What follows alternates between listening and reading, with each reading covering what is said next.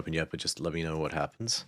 I'm leaving Mix It Up, the bot, off for tonight just to minimize any, like, internet payload. Looks fine. Yay! Yay! We're there. Let's go! Alright, I don't know what that was.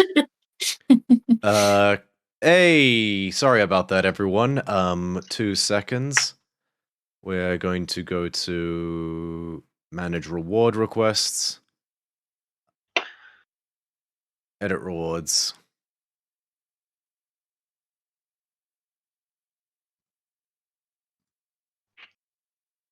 Yeah, I'm going to turn off You Just Said Words and Yay for the moment, just because I don't have the bot that does a little notification up. I'm going to leave it off for tonight, just because, I don't know, what happened before, and I just want to minimize anything that may or may not be taxing my computer. But, with that in mind, do we sound okay? Do we sound good? Yeah, we sound pretty good. Okay, I'm going to hit record. And we can begin.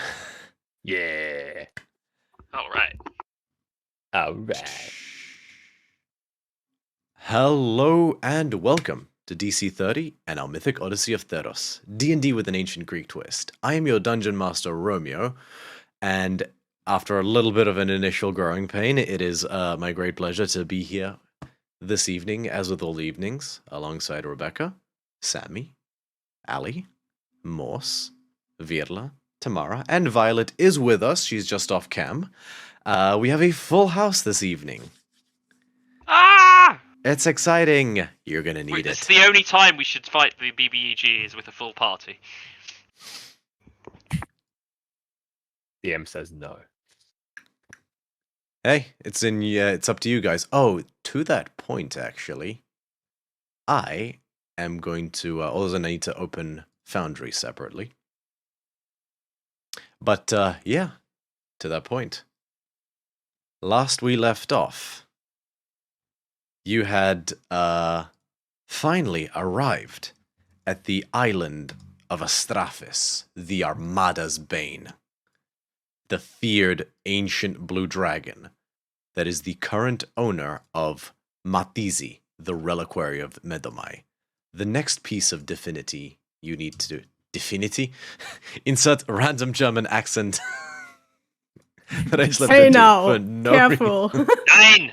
No, it was the Austrian accent. It's fine. I didn't say it was a good German accent. I said divinity instead of divinity. Ah. Shit. Give me a break. I'm sleepy. I've been up since 5 a.m. Ugh.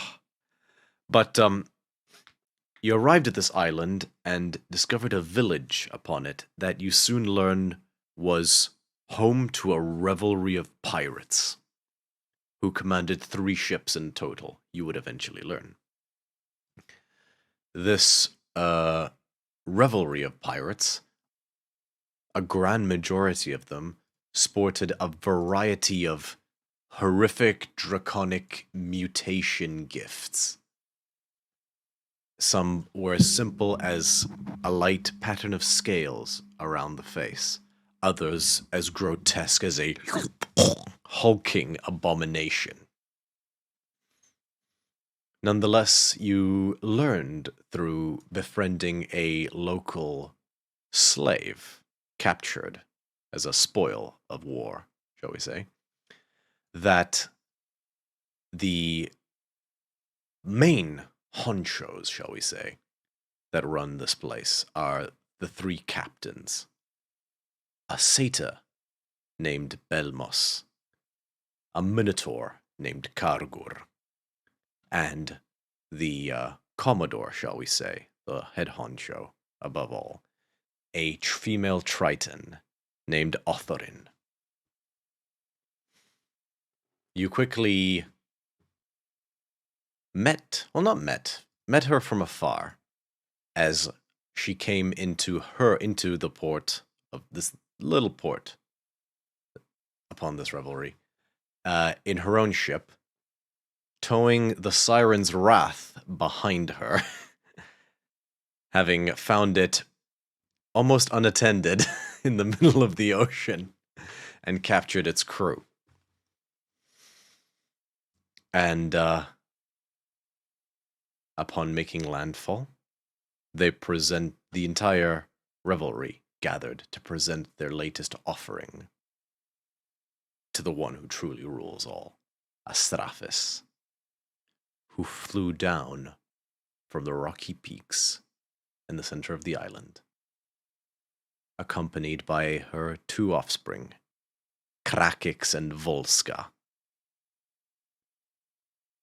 Whereupon she touched down to receive the gift. And because Tamara hasn't heard it yet, or at least a couple of you haven't, you heard Astraphis speak out. And she said, As always, you outdo yourself, offering a bounty fit for a king. An N4th ship to boot.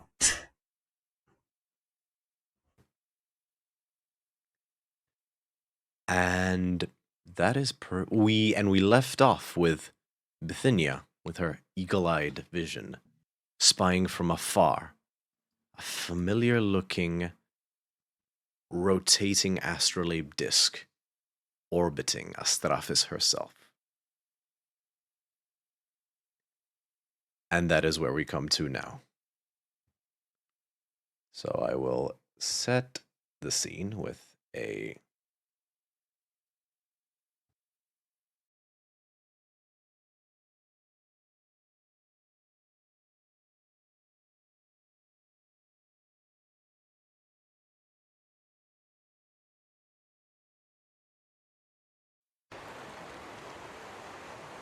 or do we want this one, or do we want...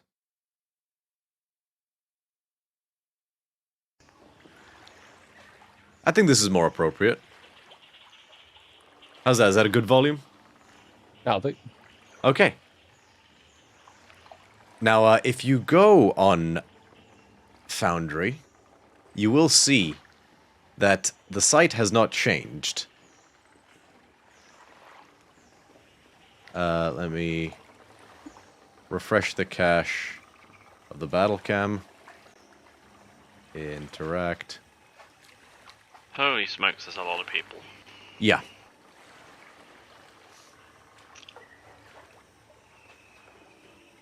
Ooh. And as a quick recap, you hear Astraphis say, Krakix. Volska. You know what to do. and the 2 juvenile blue dragons, which are not in frame right now, but just rather than add them, I'll just imagine them for a second. They're... Actually, no, I can just add them real quick.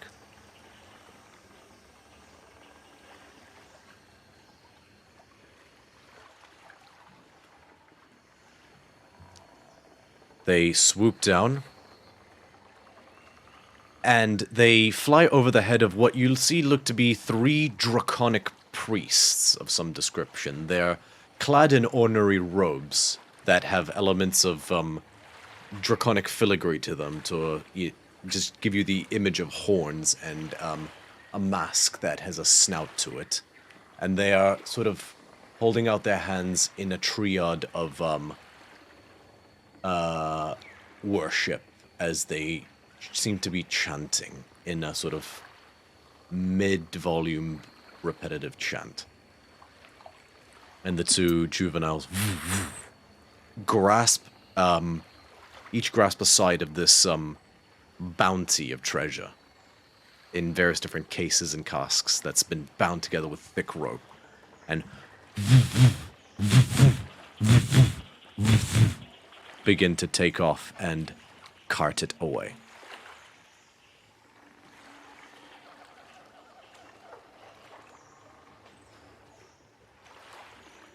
Within 5 minutes, they're a fairly distant image, a fairly distant dot on the horizon. Or not a dot, but they are getting further and further away. Does Coplet see where they end up? How high up is Couplet? They're as high as they could have gone. They've just been circling. Because Okay. they were up high enough to figure out, like, they could get a lay of the city, so... Make a perception check with Couplet. What did you turn her into again? A seagull, right? It's Seagull, yeah. Okay, so straight roll. Yeah. Yes. We'll call it +2. Would you roll on the die? Total of 9. Total of 9. You saw them go somewhere that was about halfway up the... So, to recap, the mountain range sort of forms this kind of like a really wobbly, wonky Y shape, almost like a fork of lightning. You saw them go somewhere about halfway up the... if you're looking like a top-down view, the right fork.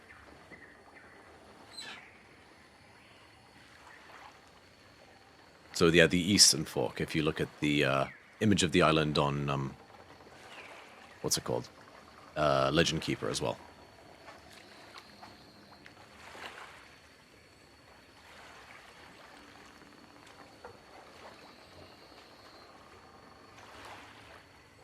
And I presume, unless someone states otherwise, you wish to maintain your stealth position. Yes. Probably for the best. Yeah. That is fair. Yeah, think so. And not long after that, Astraphis herself also.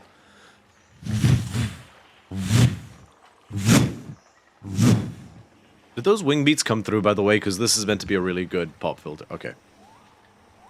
Yeah. Okay. And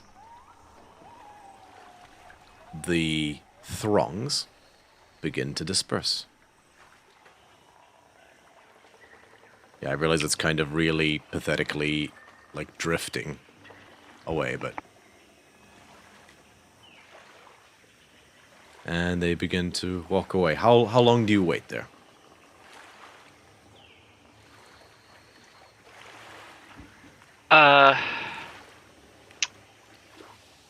I will say to everyone wherever nearby, kind of like in a low, like keeping quiet go.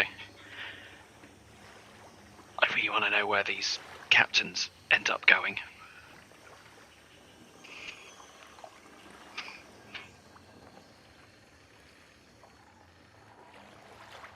But I don't know how we're going to be able to tell them.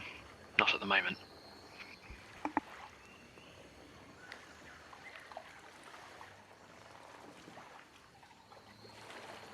Doesn't Hilera have locate creature or something?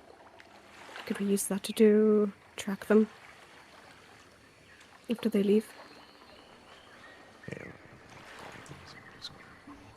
Do you, Hilary? Yes, I do. Okay.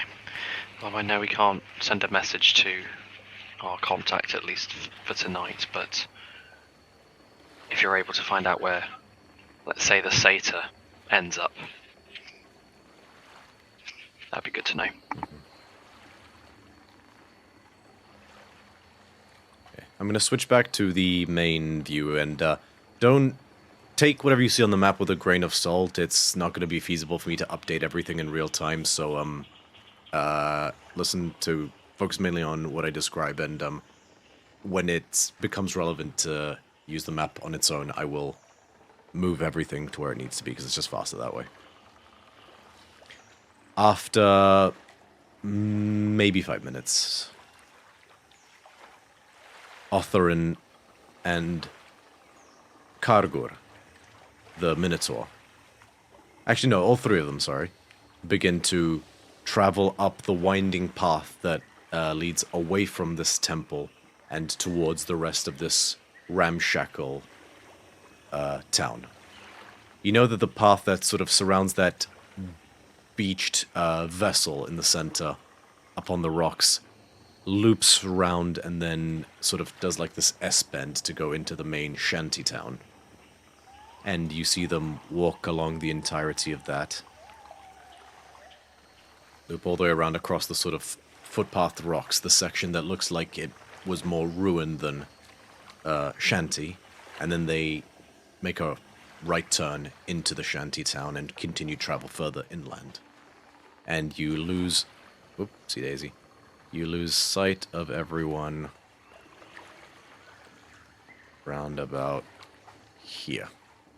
As you see them go, like, disappear into the houses and various different ships, parts, and things that have been stacked on top of each other. Oop, those guys. So too. it looks like they go into the slum area. They go into the slum area, and that's the last you see of them. Although, actually, if Couplet's overhead, Couplet would see them... So you could stay there as long as you wanted to. Do you just observe them continuously? Yeah. Okay. Mhm. It Yeah. takes about 20 minutes, because, yeah, it's a village, but it's still a distance, but... you watch as Belmos, the Minotaur, the Satyr, goes into one of these, nicer, but nonetheless somewhat ramshackle houses in the shantytown.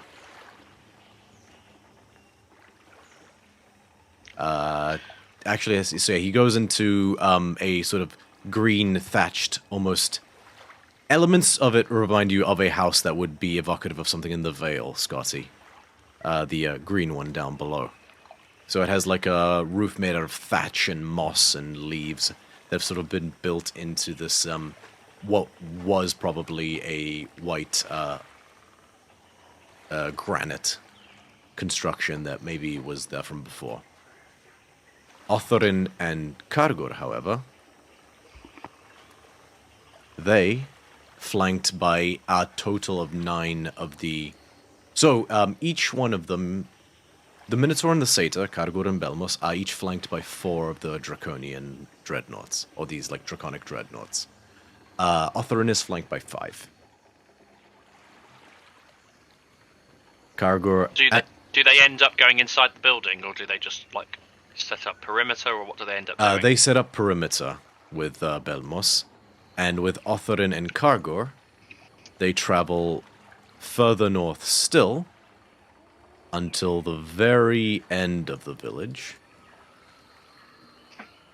All the way up top. I don't know why I'm dragging this right now, but... And you see what looks to be... It can't be a palace because it's the size of an ordinary house. But its architecture is unmistakably palatial, or at least you gather it was once. That being said, you get the sense that someone's definitely tried to restore it somewhat. It's... Yeah,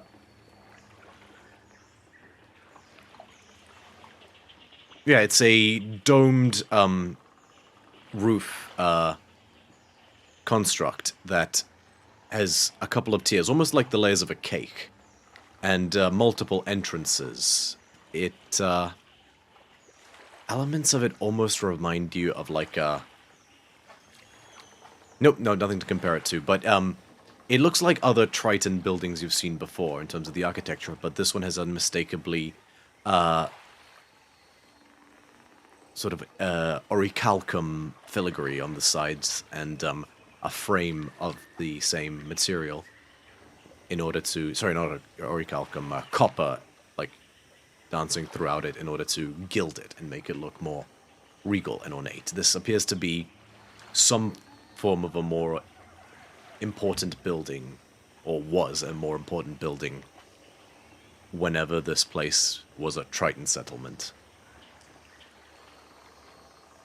And they disappear both into there, and the guards all post up.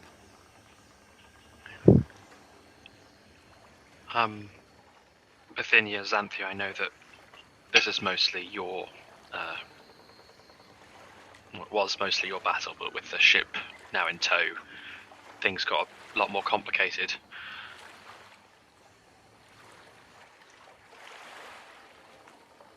We know we can't sneak to get that artifact now. So at least we know that's one thing inevitably that will need to happen. The question now is, do we want to focus on taking out her, or, and I prefer this option, but we'll have to see what we think is the right call, focus on destabilizing this village on the inside, and then amidst the chaos go after her, and hope that we haven't burnt ourselves out by that point.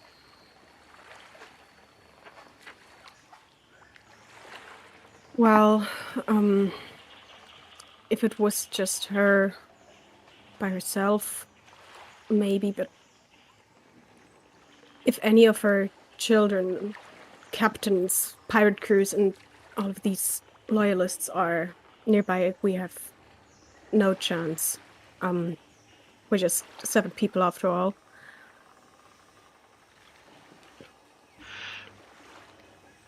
We know we might be able to find some form of safe haven, possibly in the slums. We'd have to be really careful to get there in the first place, and there's no guarantee.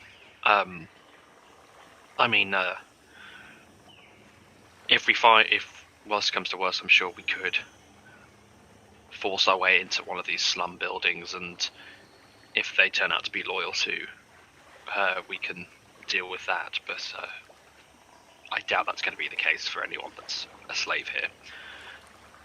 I saw the satyr. You described the satyr travelling separately. If we do want to start causing some unrest, taking out the captains is going to be a great first step. We could try just doing that now.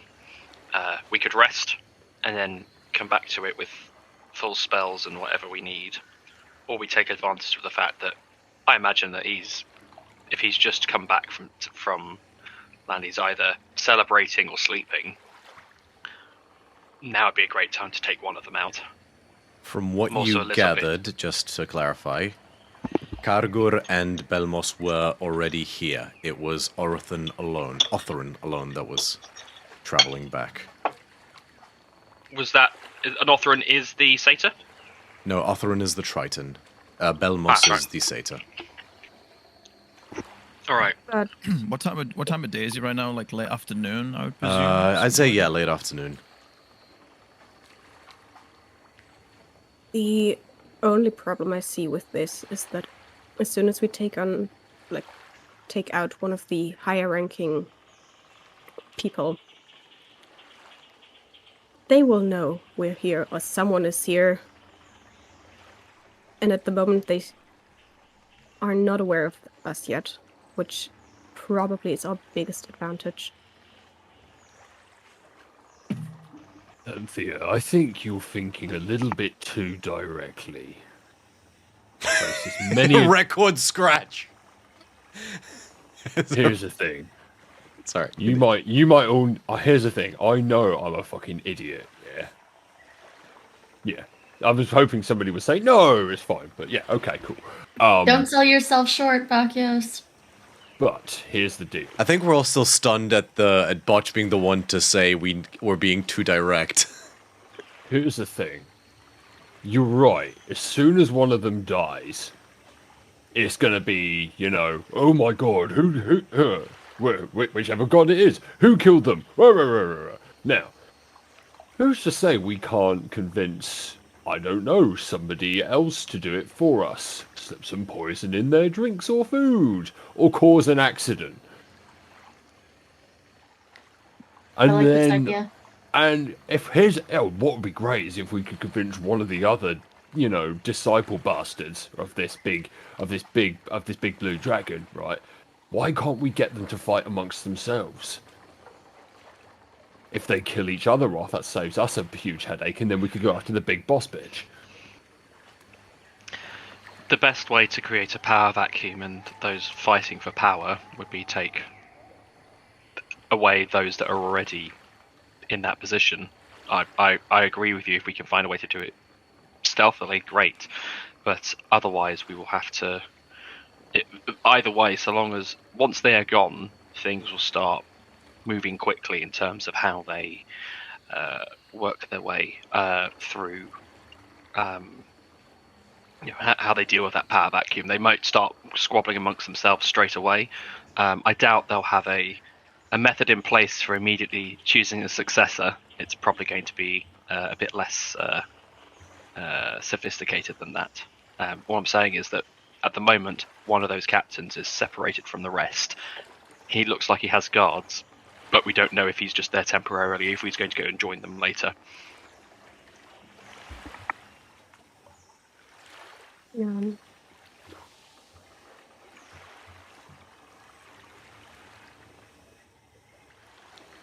Right. Then let's just go kill him and see what happens. Is that more on brand for me?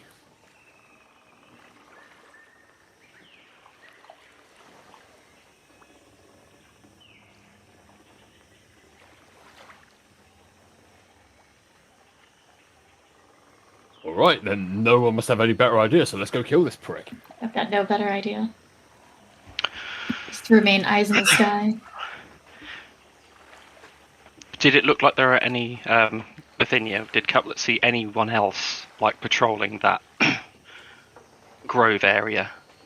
I mean, I can just see what I see. The one question that I do have is that do the three, from what Couplet could see from the three priests that were with the dragons, are they similar to the ones that she saw at the little chapel slash? Yes. Thing So there that was was over? one of them was at the Okay. chapel and has returned there. The chapel inside the hollowed out bell.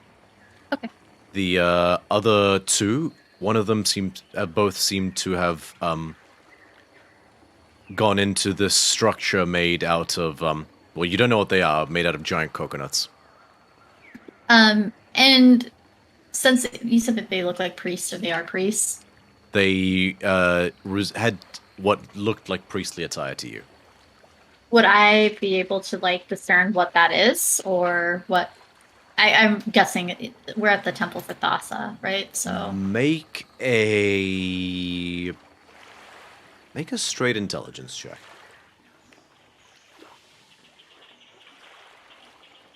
With your 12. stats.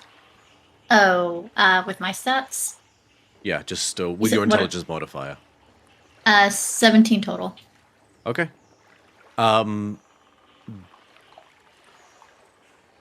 They looked like, and you recognize it just because some of the tapering and the filigree is unmistakable.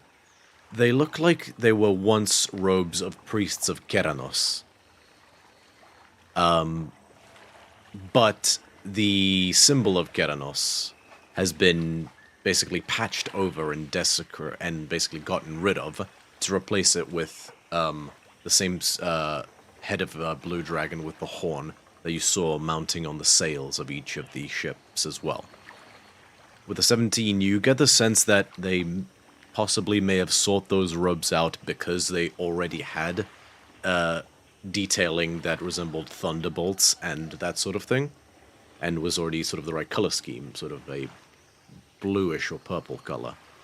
And they simply made modifications so that they were robes with which one would worship a blue dragon.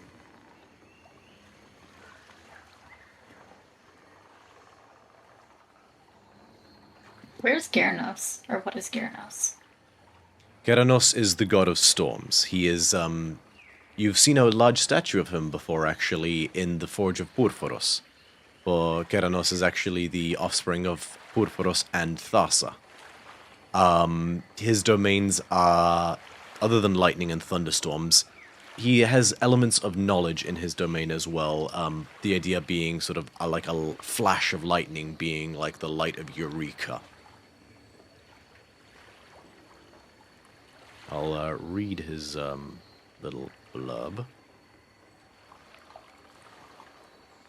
God of storms and wisdom, merciless and impatient, Keranos is equally likely to strike out at mortals with a bolt of inspiration or a blast of lightning. To revere Keranos is to exalt the power of wisdom, clarity of purpose, and the fury of the storm. He is favored by tinkerers, inventors, and sailors, as well as those seeking solutions to intractable problems. He doesn't tolerate the company or the worship of fools, and he despises vapidity and indecision.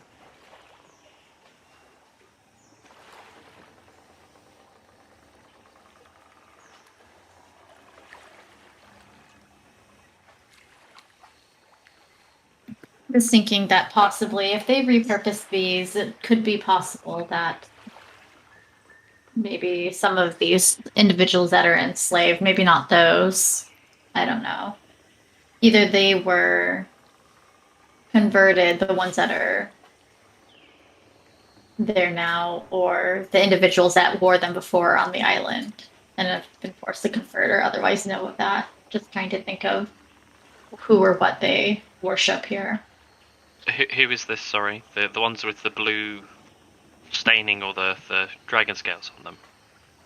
It's the priests that were located over there. There's a bell chapel temple thing off to the northeast of here, and the individuals that came up that were holding hands or otherwise connected above the spoils that were brought in seem to have the same robe work. They were from possibly a temple or area connected to Gyarados. None of them had silver, like the bar on them, right? They were.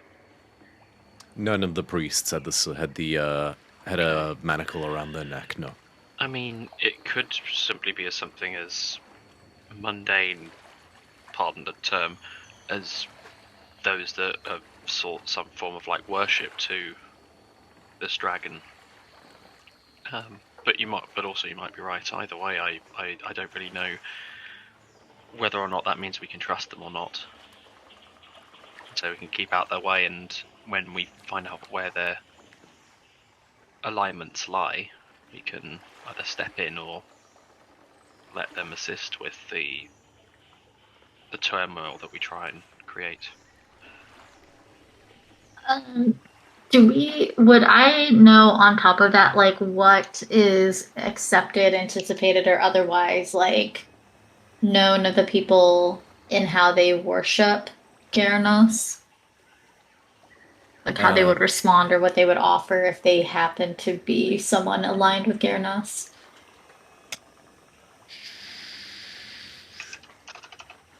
So, his name, Keranos' name is often invoked by those amid a storm who seeks safety, or by someone who's faced with a particularly difficult problem. So, a lot of your contemporaries in the Decatia are devotees of Keranos, for he is a more, I guess, active or aggressive form of knowledge seeking.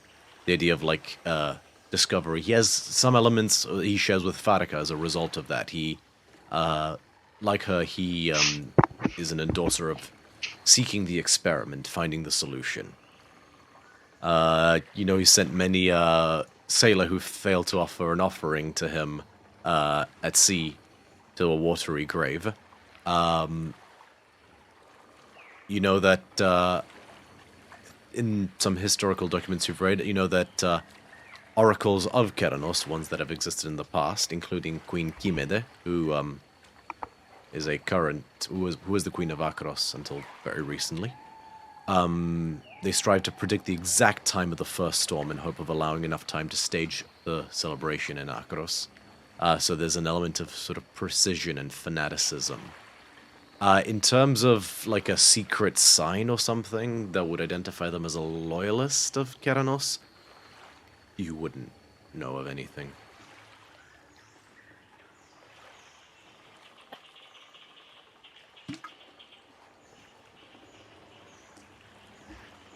We've not got long left of this water breathing spell. Probably the rest of or maybe a few hours perhaps. We can use that if we do decide where we're going to go next to get in position, but only if everyone agrees. I must be honest, I am curious to find out whether or not this satyr knows anything about Grove Song himself, but that's a small thing compared to everything else that's going on. If we just Yeah, want to get in maybe. quick, go. Yeah, maybe it would be smart to not kill him straight away and try to get some information out of him. We'd have to be able to take him out quietly, relatively speaking, or quickly at least. I'd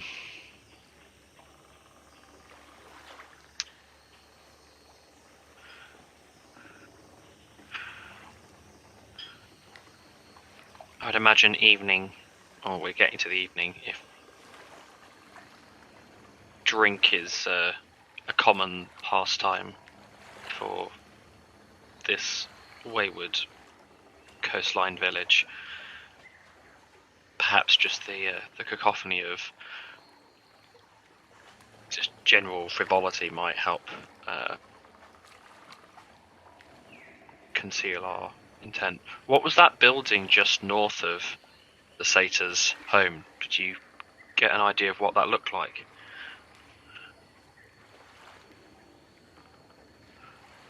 It looked fairly populated. Sorry, I put the guards in front of the wrong building.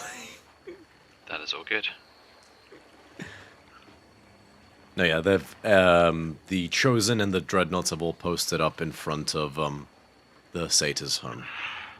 Are they all out front? What about how possible would it be? We're right on the edge of the town here. Maybe we can try and find a way to get around the back of this building.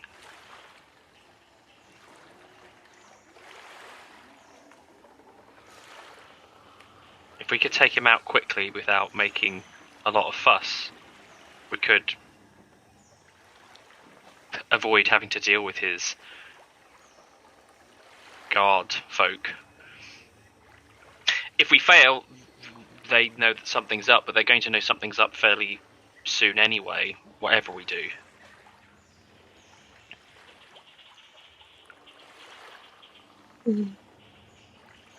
It's the best option I can think of, and I don't know how easily we'd be able to find someone to persuade them to do the job for us.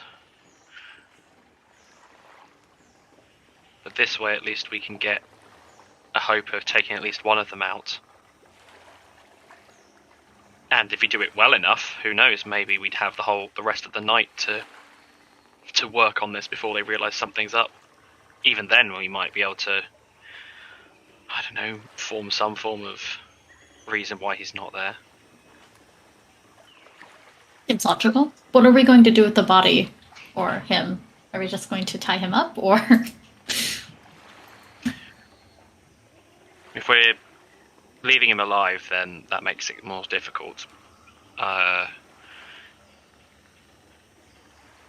that's down to... I would probably suggest it might not be wise to keep him alive. But I'll leave that to you two to decide. This is your party. What do you want to do?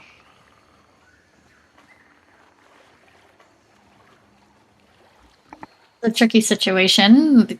Going for the village could possibly disrupt it so that it's difficult to make it to the dragon, but if we make it to the dragon with skipping everyone here, they might be against us once we do get to the dragon. So I think that if it were between the two, I'd rather take my chances starting with him and maybe going for him, the other one, and then the woman. I don't know how many people are going to look for all of them, but they're all gone. That'd be less organization at the top here. True. The more high ends we could take down here, the more likely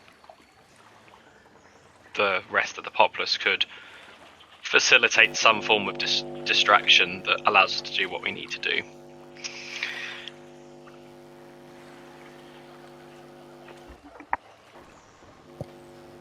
Anybody else hearing that? I am. Okay, it's gone. It's gone now. Cynthia? I'm just thinking. I feel like we just don't have enough information yet. Like, it could be possible that as soon as we walk in there, we start attacking him, and no matter how quickly we take him out, he manages to alert one of his colleagues, the dragon, by some mean, and then, yeah, that was it, basically. I will say it's a shame. Me and Scotinos didn't have more time to speak to Asta. If Hilira could take a rest and prepare the sending spell the next day, I could show her his face so she could send him a message. That would be wasting significant time in the process. Can we create a distraction? Does somebody have distraction I have magic? I have a lot of spells that can do stuff like that. Okay, so how about we, I don't know, blow up one of the ships? Tech bomb. And then when everyone is distracted because the boat's on fire, kill Balmos. Nobody knows. He can scream all he wants. No one will hear him. Unless he's one of the people that's alerted and responds to the explosion of the ship. Yes, as well as distracting spells, I have the ability to silence. I have charming That's spells. a good one. Silence how? Like those creatures we fought where it was an area and no one could speak, or just one person that can't speak? No, an area. That will do it. We could get in, you could cast that, we take him down. Or take him out and then I also have the ability to modify somebody's memory. Change memories in ways, implant new memories, take out old ones. The only thing I will say, I like all of this, is we say it is a little bit tricksy and a bit finicky when it comes to getting magic to stick on us. Sorry. So just know that it might be an uphill battle to get that one through, but if you managed it, that'd be great. The silence doesn't just happens. The silence just happens. So unless he has the ability to counter my spell, then it should go off without a hitch. I just need to maintain my concentration on it. I mean, if you stay hidden and he doesn't know that you're casting it. Yes, he has to see me to counter my spell. So if we do get the silence, I don't think I can be helpful at all if we want to take him out, because I also won't be able to speak, and I have a lot of speaking magic, so... We only need it to be silent while we're getting him taken out. If we're using him, if we're then using it to then get information from him, we can lower the silence at that point. Well, I can also do that after he's dead. That is also very true. Just out again for my clarity. Where did this guy go to reside? So bottom left of the map. Yeah, the house with the green roof. Oh, I see it. So I will zoom So for what you're- the people. What I was saying before was we could use the water system again to... Well, I initially thought that, though that looks like it's almost like a separate piece of. Okay, so it doesn't really connect. So yeah, so, for oh, the it does viewers, actually, there's a bridge the house there, is but, here. Yeah. But yeah, no, actually, point of order. So these are actually canals. They're about 20 feet deep. Yeah, they're not super deep. It was more not, if we but, wanted like, to use it to cross across this bit, for example, like we can move across this bit, or if we wanted to go all the way around the island and then attack from the west entirely, we could do that. So, like, say we travel south for 5 minutes, swim round, and then make another attempt, and then we try and come out where I'm circling. I can't click to mark it, but on the western side of that house or hut or whatever it is. Yeah, actually, because the guards are all pointed in one place. Yeah, I'd say it's actually about 30 feet deep. On average, the canals themselves. The section of the bridge over here that I'm hovering my mouse over, that has an underpass, so that would be swimmable. You could go under that and reach there by swimming if you wanted to. As in, like, there is a path to do so without having to get out of the water. Not saying do that, but just to clarify. As soon as we get up that way, we're in the line of sight of all the guards, though. If we went the long way round and kind of travelled from the east entirely, we can circumvent all the creatures that are here. If we wanted to make and then we could find a way to get in. We could see if there's a door or something that we could affect. And to that point as well, Couplet would see one of the dreadnoughts kind of just splashing in the water somewhat absent-mindedly. Playing, almost. You swear you hear it go...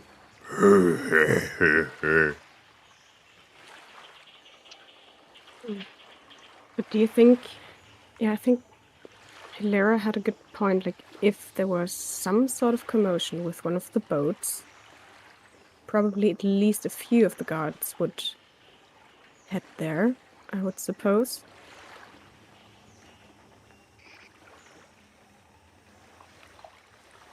True, but then we'd have one person not with us, I guess, or maybe, I guess. But we also have the risk that when the commotion gets investigated, then one of them goes in to warn or alert him if there's a commotion.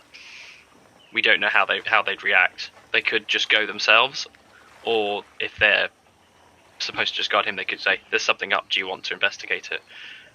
We just don't know how they'd react. But again, so long as we're decided on what we do, I'm happy. If that's the course you want to take, Xanthia, let's do it. If there's another course, if we want to sneak through, we can do that. If we want to try and fight our way through, if we want to try and do that, fine. If we want to find somewhere to rest overnight so Hilera can send that message spell, that's fine. I think we just need a decision.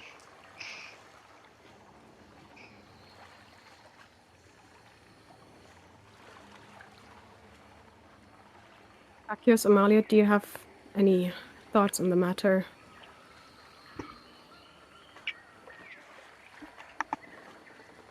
I don't want to die before we get back to Akros.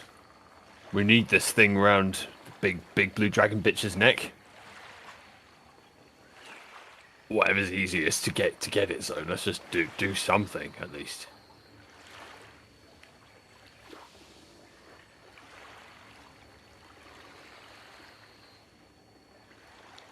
I mean, I have a plan. It's just attack. But that's it. What happened to your... I think you're thinking too directly.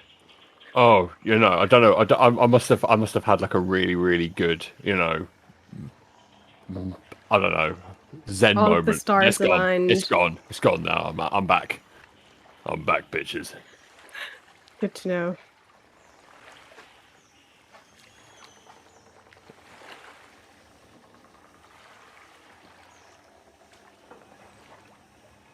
Bithynia, any preferences from your side? Well, I am, for once, possibly leaning more towards agreeing with Akios, but also understand the importance of being discreet like you and Skotinos have brought up. So I am in favor of making use of what we have left of this water breathing to our advantage before it runs out. And I will continue to have the eyes on the sky, no matter what decision the group makes. I do not see them leaving soon. The only thing that I think I could add is possibly getting more information on where our crew is, because if we're going to return, well, we can go back with our access through Virla, I would like our crew at least to get back. And so it might be worthwhile adding them into the mix of what needs to be included for this. Absolutely. We want to make sure they come back with us.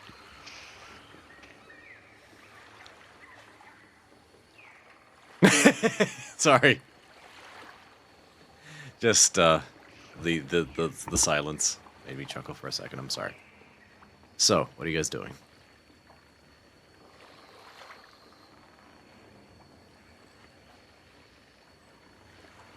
So we want to head south and wrap around to the western side. And... I think that's the best course. Maybe not, just far enough that we can't. Well, so we can get properly submerged, and then if we can pop ourselves up and somehow get onto the other side of this building, we can try and make our way down carefully, find a way to quietly get in. Jim, can I ask an odd question? Sure. It's just how certain spells interact with each other. Mm-hmm. The knock spell, part of it, the wording says that when you cast this spell, a loud knock audible from as far away as 300 feet emanates from the target object. If the object is within a silence, does that negate the sound of the knock?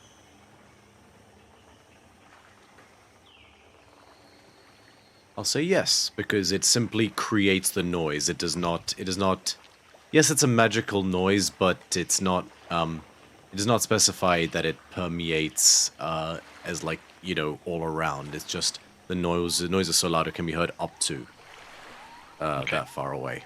So I'll say yes. I have a way that we can utilize that silence to get in to the back of the building without making a sound. How many times can you cast that silence spell? It is a concentration spell, so I can only have one area of effect active at one time, but it is a lower resource spell, so Okay. in terms of how many recastings I can do, A few. Quite a few. Okay. Something to look into. If we can find if we're able to get in. If it so happens that a window's already open, great. I guess it's quite stuffy in the port, but then again, on a coastal town, I guess the bug count is quite high. Either way, we'll find a way. I think we will start travelling south, using the rest of the water breathing to then loop ourselves around and try and get to the back of that house. Okay. You travel a bit further south, where you see the 4 now ships basically posted up on the beach. It's a small beach, basically, that has them all posted up on that with small marinas. I will need another group stealth check. The DC is low because you are far away from most of civilization, but you see 1 or 2 lookouts on the boats staying behind, so... Is there any bonus to this by chance? For what? For a nat 1? For being cool. I don't know. I got 7. Not 1, 7? 17. Okay, 17. 24 for Delisa. Cool. 20 for Sabrina. Cool. How much, sorry, Hilira? Sorry, 18. Cool. Amalia? I get a +1, so I had 2 for myself, which I think is only marginally better. I'm still... Alright, you're at more successes than failures so far. It's 2 failures, 4 successes. Amalia, what'd you get? Oh wait, no, so it's a nat 1, so that's 2 failures. So it's 3 and 4. Amalia, what'd you get?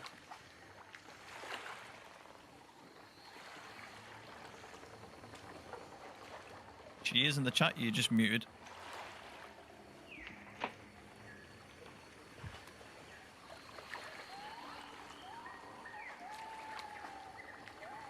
still mute.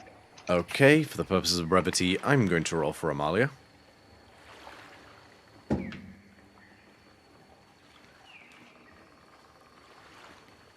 And with a 13 succeeds.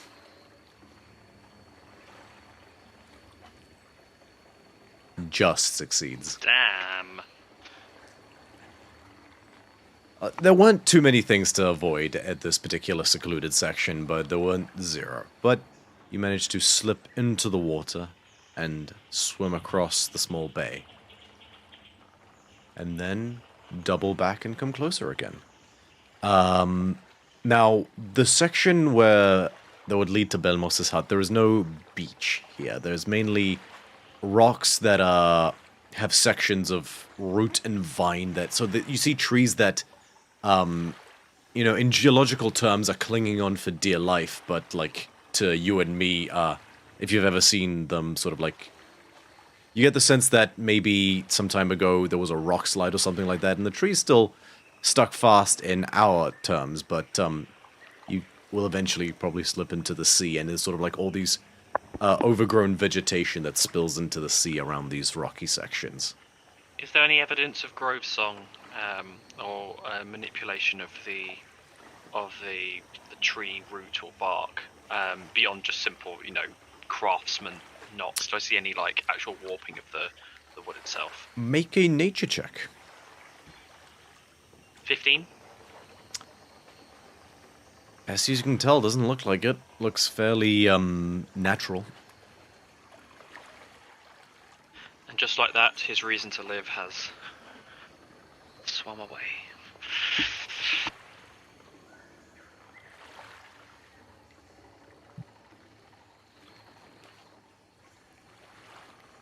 Alright,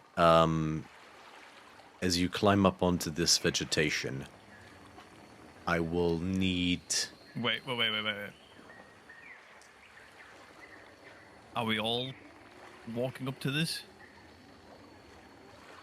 So nobody's walking up, like the rocks go straight into like deep water, so you'd basically be swimming up, catching onto the lowest roots, and beginning to climb into this basically jungle, like patch of jungle, that would then lead over the sort of rocky crest and then down back into the village.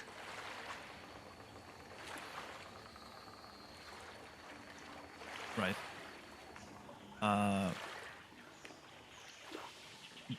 Do we not want to send the stealthiest members in first once the silence is down? Then it doesn't really matter if you're You not remember stealthy. what happened last time we said that, right?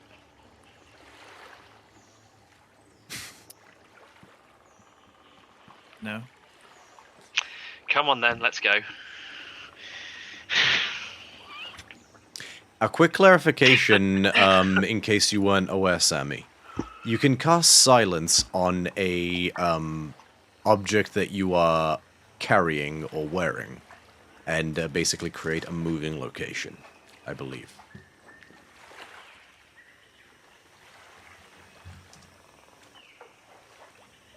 Oh. I didn't know that. I know some spells work like that, but Well, let me double check. Cast throw a 20-foot radius first, and upon you choose within range, any creature... I'm pretty sure... No, I take dark- it back, if you sorry, I'm I was gonna confusing say it with if you read the- darkness. Yeah, I was going to say, if you read the darkness spell, it does Yep. specify that. Forget I It's said on the anything, side. I was literally confusing it with darkness. Apologies. Yeah. Got me all excited. Yeah, I was... Oh yeah, no, I got it wrong, because, that's Percival's Gauntlet in Critical Role. That's just because his Gauntlet can do that, it's not how the spell works. Well, the more people we can get in, the quicker we can take him out. I mean, I could poof up into gaseous form, but then I'd be very slow. And also I cannot do that again until I have a rest. I could slide down as a torrent of blood in a similar fashion. Oh, in fact, actually, hang on. Can I do that on someone You're else? stealthier than I am, at least. This is true. I can do it to someone else if they don't mind becoming a puddle of blood.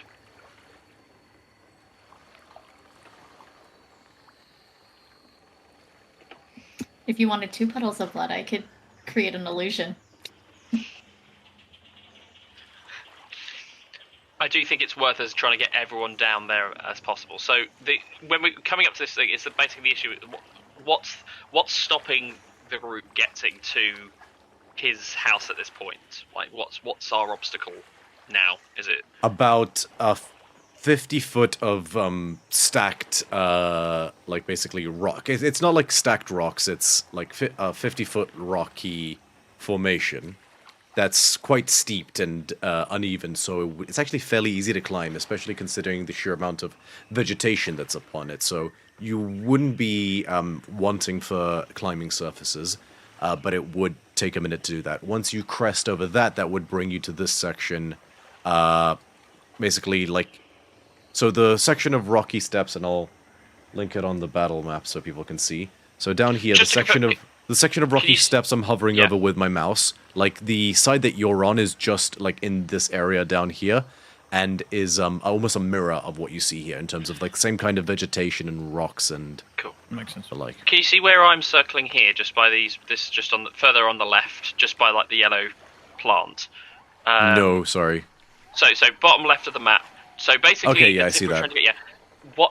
How easy is it for us to kind of get down there or in that area, because so that we're not within the eye line of any of the guards? About an extra 20 minutes worth of climbing. To just go give it a slightly wider berth.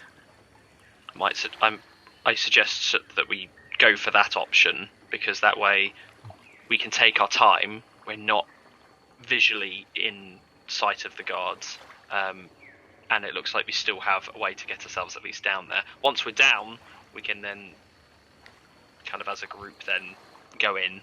But I think on this instance it would be best if we have all of us rather than just a few going on ahead, because it's not just simply scouting, it's we want to take him out.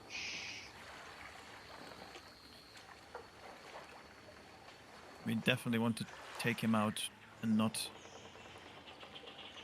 quest. Oh, take out just in the sense of remove him as a threat and then ask the questions as we need to. But the quicker we can bring him to that point, the better.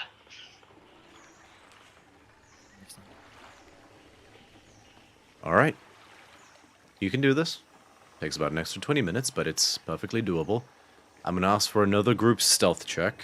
Again, fairly low DC. So you taking the time to give it a wide berth lowered the DC, so good thinking on Scotty's part. 15. Okay. 16. 15, 16, good. 16. Succeeds. All 3 successes so far. 23. Succeeds. 31. Dirty. Oh, dirty. I thought you said 31, and I was like, You showed me up. I rolled really well. And We've lost Xanthia. How has that happened? Has she got? Oh, there you're there. Are you like? I don't know if it's. Are you even capable of rolling a 31 on stealth, Xanthia? No. Like, and I say Literally that became the shape of I water. have disadvantage and a -1. Okay. It wasn't a 30. Well, it wasn't a 31, but it does make sense. It was a 29. So the Okay. flower cloak just blends in with the jungle, apparently. Yeah. It would as well. There's a few. You actually would spot a few of the lilies and other things direct one-to-one, same species as the flowers that are on your cloak. Nice. But with only one failure, you're all able to... I'm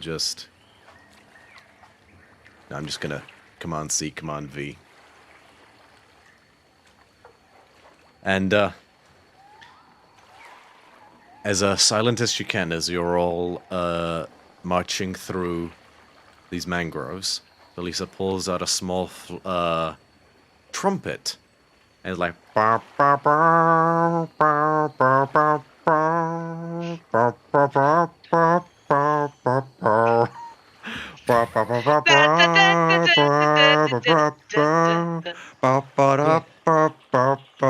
full-on Blues Brothers. Here comes the story about Mindy the Moocher. Love it. Well, now I know the theme for my next song to caption this this journey. I'll start working on that now. I'll say for flavor as well, Xanthia, Hi. You lose your footing for half a second at one point. You steady yourself. Don't worry, you didn't fail overall as a group. But just for flavor, you have to catch yourself on a branch that you didn't have time to realize had thorns on it. And so you basically have to clamp your mouth shut. You're like, and then you keep going. Don't worry, don't take any damage. It's a great day we're having. I use hemokinesis to quietly staunch the wound and pop in the blood. Oh yeah, and there is mosquitoes and it's a whole thing. Right. All right. So you've I'll say you're about in this arraignment, and I'll switch to the battle map just so people can see what's going on. Yeah, and as you climb over the edge now, you crouch inward and you see the dreadnought from before. Sorry, not the dreadnought. The abomination has moved up onto the land and is you watch as it playfully swats at a villager. One not wearing a collar, one of the ones that seems like wants to be here, and sends them flying 20 feet. Ah! And like gets up, like clutching what's probably a broken rib, and just continues lumbering a little bit this way. Is that one of the flesh chosen? Yeah. Yeah, one of the hulking abominations, and it's kind of lumbering about. All right. You posted up here. Scotty, you see, it almost literally, it looks like a Triton house wearing a Veil Abode's hat.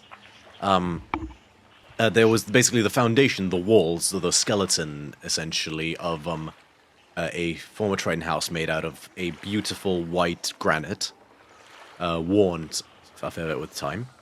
There were probably, you can just about make out massive holes in the roof and a whole bunch of dilapidated damage to the structure of the former Triton building that's been basically grafted or sort of replaced with huge sections of, like almost sheets of oaken bark from enormous willows, God knows where from, to basically patch things through, and foliage and branches to fill it out in the way that a satyr abode would typically be.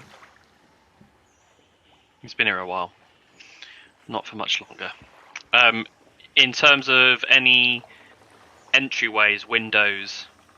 There's a small, almost portcullis-like window, dome, arch-shaped, around about the side you're directly facing at. But that's the only one that you can see from this standpoint. Okay. You get the sense that whoever built the original house knew there wasn't really anything to look at outside of, like, just a window to cliff. Yep, no, understood.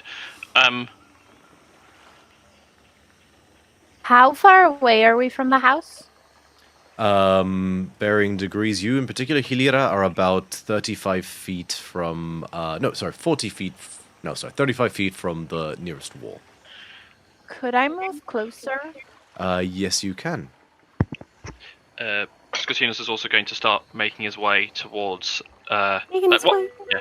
Make my way downtown to walking fast, because I'm going to kill Satyr. So now we're in separate stealth check territory. Bear that in mind, because these guys are right there. Their backs are turned. They are paying you no mind for the moment. So, Hilira, I need a stealth check. Oh God. And you're wearing half plate, right? No, I'm wearing a breastplate. I don't know what that take is. So I'm gonna be honest. no disadvantage on stealth. I will see you moving past Oh, me. 16. I was going to say I'll tap you with guidance as well. Sorry. I was too fast. Okie dokie. 16. The Dreadnought does not seem to notice you for the moment. Okay, cool. I will move at half speed to carefully make my way to the window itself. We do it every time now. Always.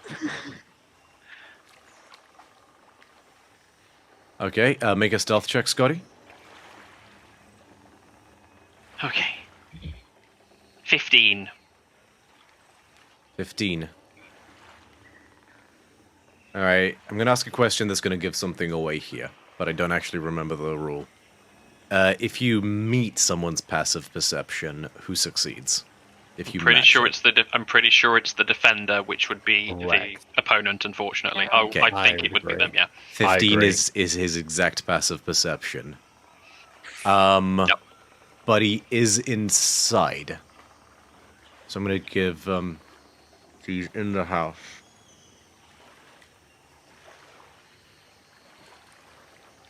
No, I'm gonna say that even if it was an outright disadvantage, if it was, he'd have at bare minimum like a -1, just due to the fact that you don't have. It's not like he has direct line of sight of you or anything. So, I will say that in this particular instance, the offender succeeds, just because he would have some form of penalty due to where he's located, and the fact that you're exactly even means any form of penalty would mean you eke out. Fair enough. You hear a whisper in your ear, Scotinos, and it's Delisa's voice, and it says, "Let me know when I'm casting this spell, won't you?" I'm gonna just like eke my head up just a little bit, just to kind of see the way at which the door is affixed, and just confirm that it's not. That it's closed and it's not like someone can just push it open. I just try. There's a small window here. It's about 2 feet by 2 feet or so. There was no door. Oh, sorry. I mean by window. So I'm checking that window Yeah. to see if it's I'm checking to see if it's I almost like get like one of my longer nails, one of the few nails I haven't chewed off yet, to try and stick it under, just to see if there is if I try and pull, if it opens, or if there's something holding it in place. I apologize, I should have clarified. There is no frame, or whatever frame there was is long gone. There is a hole in the wall that has that has like branches tied over it, or like it has like root and vine like branches in an X pattern over it. That's okay. Would we consider that to be a mundane obstacle? Yes. Fantastic. And you peer inside and you see Belmos. Basically, he's like, ooh, on a jug of wine. Which way is he facing? He's currently facing the door, so he's facing this way. Okay. I wait for an opportunity.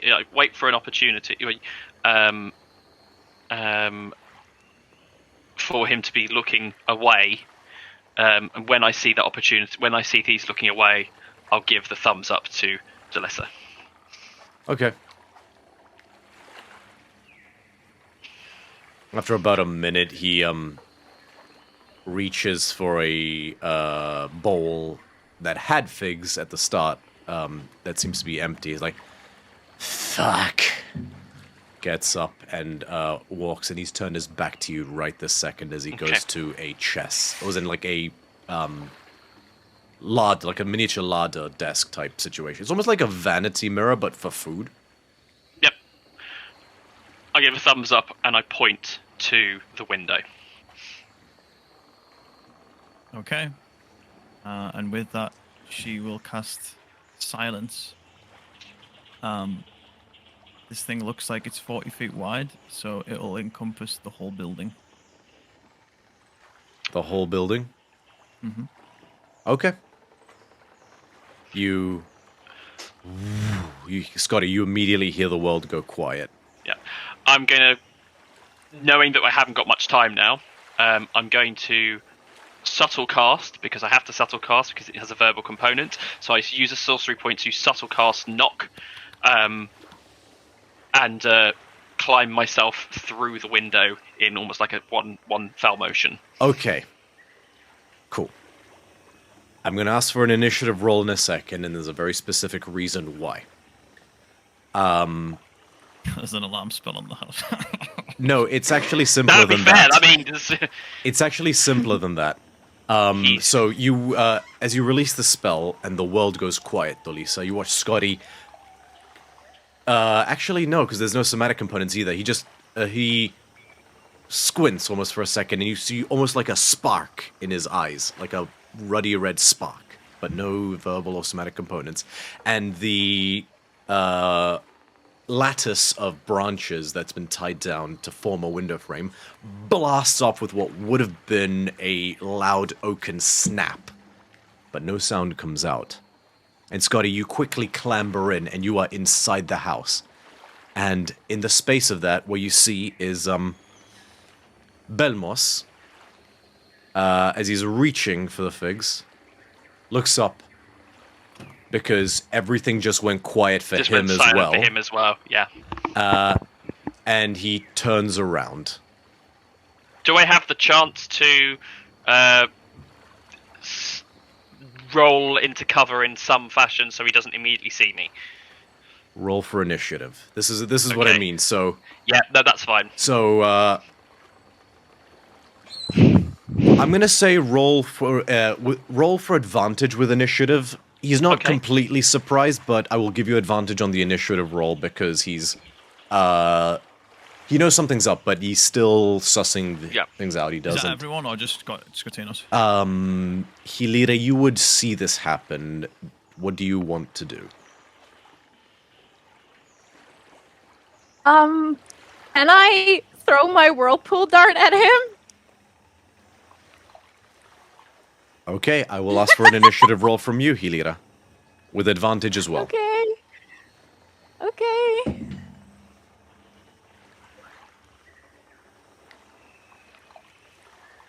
Roll the 22. Okay. Checks out. I'm just a 14. He's just a 14 for my poor family. Okay, so Hilira, you will go first, and then it is Belmos, and then it is Skotinos. Okay. What did you get? Sorry, did you say 27? 22. 22. That makes more sense. I was like...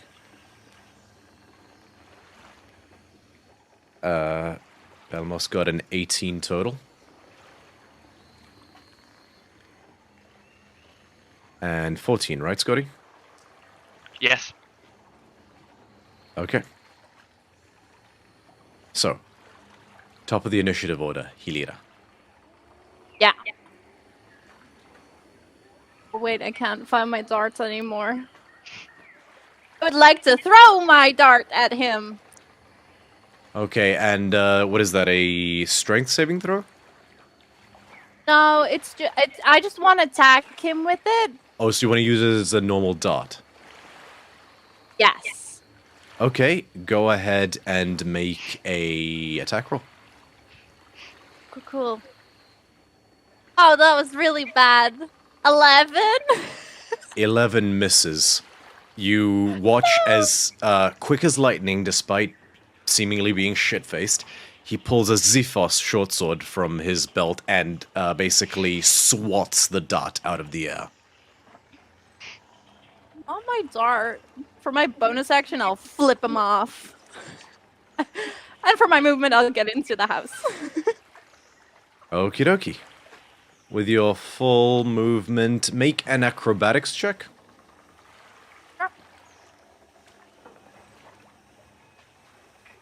11. 12. You can get just inside the house, but you unfortunately catch your... you can't dive all the way and use your full movement, because you catch your shins on the sill. So you kind of, like, faceplant slightly, but you get back up. Okay, it is Belmos's turn. The entire house is silenced? Yeah, I'm a noob at Foundry, so I'm just trying to figure out how to move it. That's okay, I got you. Okay, So, about here. Oh no, about here, yeah. that works. Yeah. Yeah, he's... There is little he can do. He knows everything's quiet.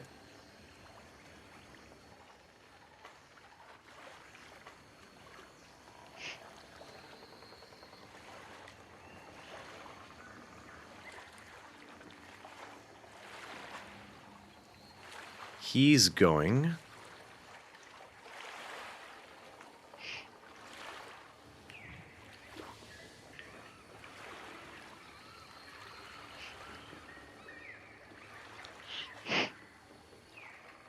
there's not much you can do.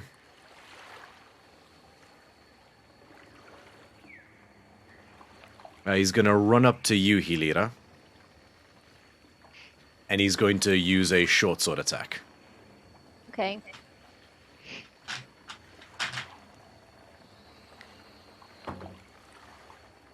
Modify 20 to hit.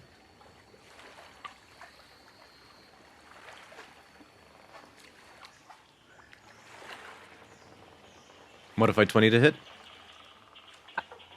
Okay, so Hilira, you take, as he basically drives the short sword into your flank. Ooh, that was pretty good. 13 points of slashing damage. Sorry, 14 points of slashing damage. Okay. And he's going to use his bonus action to disengage. And he's going to make for the door, but he can't open the door this turn. Realizing that you didn't go down in one blow, he's now going to basically... Seeing his misjudgment, he's going to rush and try to grab for the door. Scotty, it's your turn. Okay. Where is the door? He is right in front of it. Okay. Then...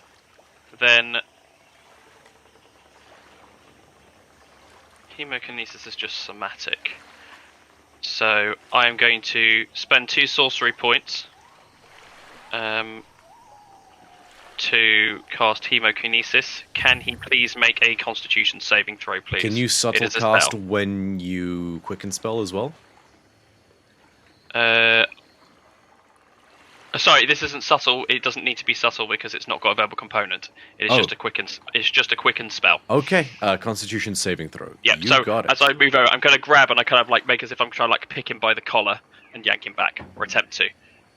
It's a 12. Does he? Okay. There he fails. I move him back 5 feet away from the door. So I just kind of like yank him back, and then for my movement, I will move 5, 10, 15, 20, barring the door. And then for my action, I will strike at him with the glaive. Okay, make an attack roll. 17. 17 would hit, but he's going to use parry to raise his AC by 2 and ping! Catches your glaive.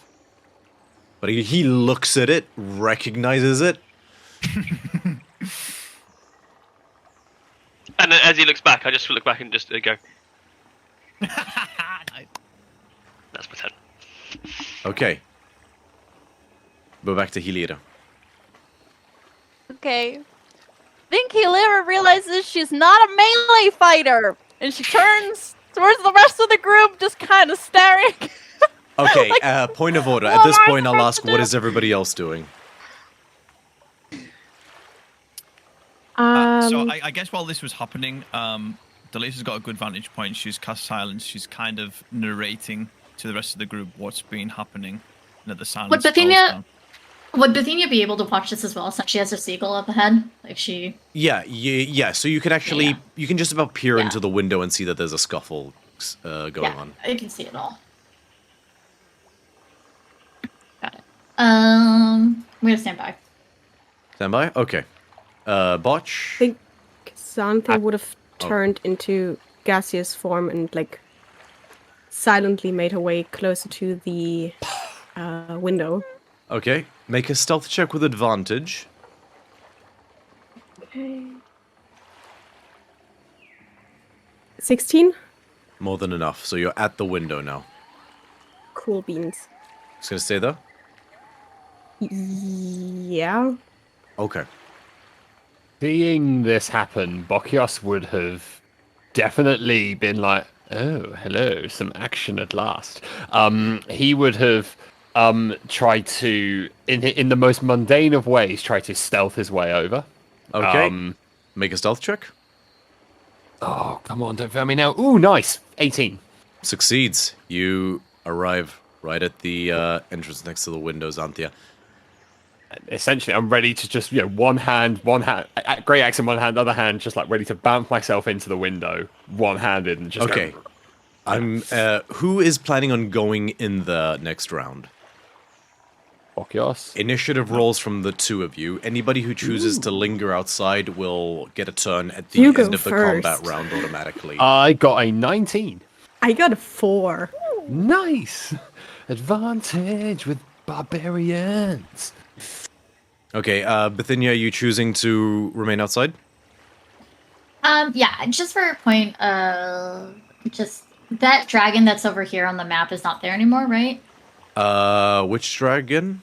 The flesh chosen she's talking about. No, he's still there. I mean, can I see if he notices any of this going on? Because that has a direct sight of this hut, right? Yeah, well, not really. So it hasn't glanced at any of the windows on that side, as far as you can tell. And there's one other window on the opposite side and a completely opaque wooden door that's keeping everything shut. There's not a lot of light in this house. It's a lot of mangroves and leaves and vegetation obscures what would have been any sources of light or ways to peek inside. Also, this is a fairly uncurious creature, yeah. So it's Okay. with the silence and with this thing being, as far as you can tell, more of a simpleton, it does not appear to have noticed what's going on. And then all these guys outside, the little wing guys outside, they're... For the moment, based on everybody's stealth checks, they have not noticed. You guys are rolling really fucking well on stealth. Okay. Okay. I think I'll stay back here. My stealth isn't good, so I don't want to do that. And I have more eyes in the sky that I can see what's going on around us, so I can relay that should something go down. Cool. I'm going to switch back to main view just so players are front and center, because what's going on inside the house is fairly contained. It's not terribly interesting. I'll do my best to describe it for the audience, but if you're out there in the chat and would prefer to see the gaming board, say so, and I'll happily switch back.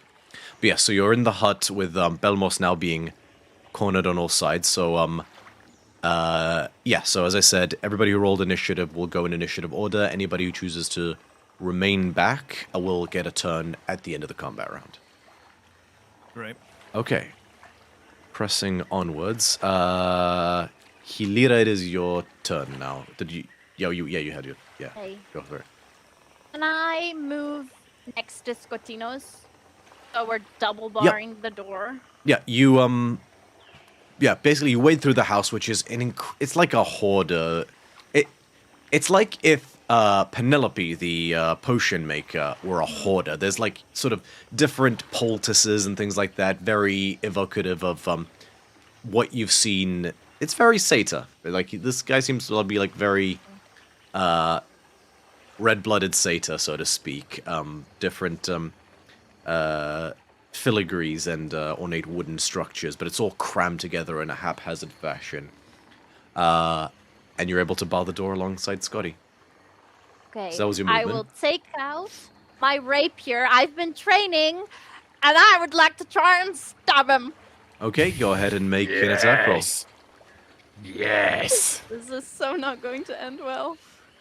Don't let me down. That's a 16! Oh, that's a 22! 22 hits. Go ahead and roll damage. Did a thing! I'm so proud. Oh no! Oh!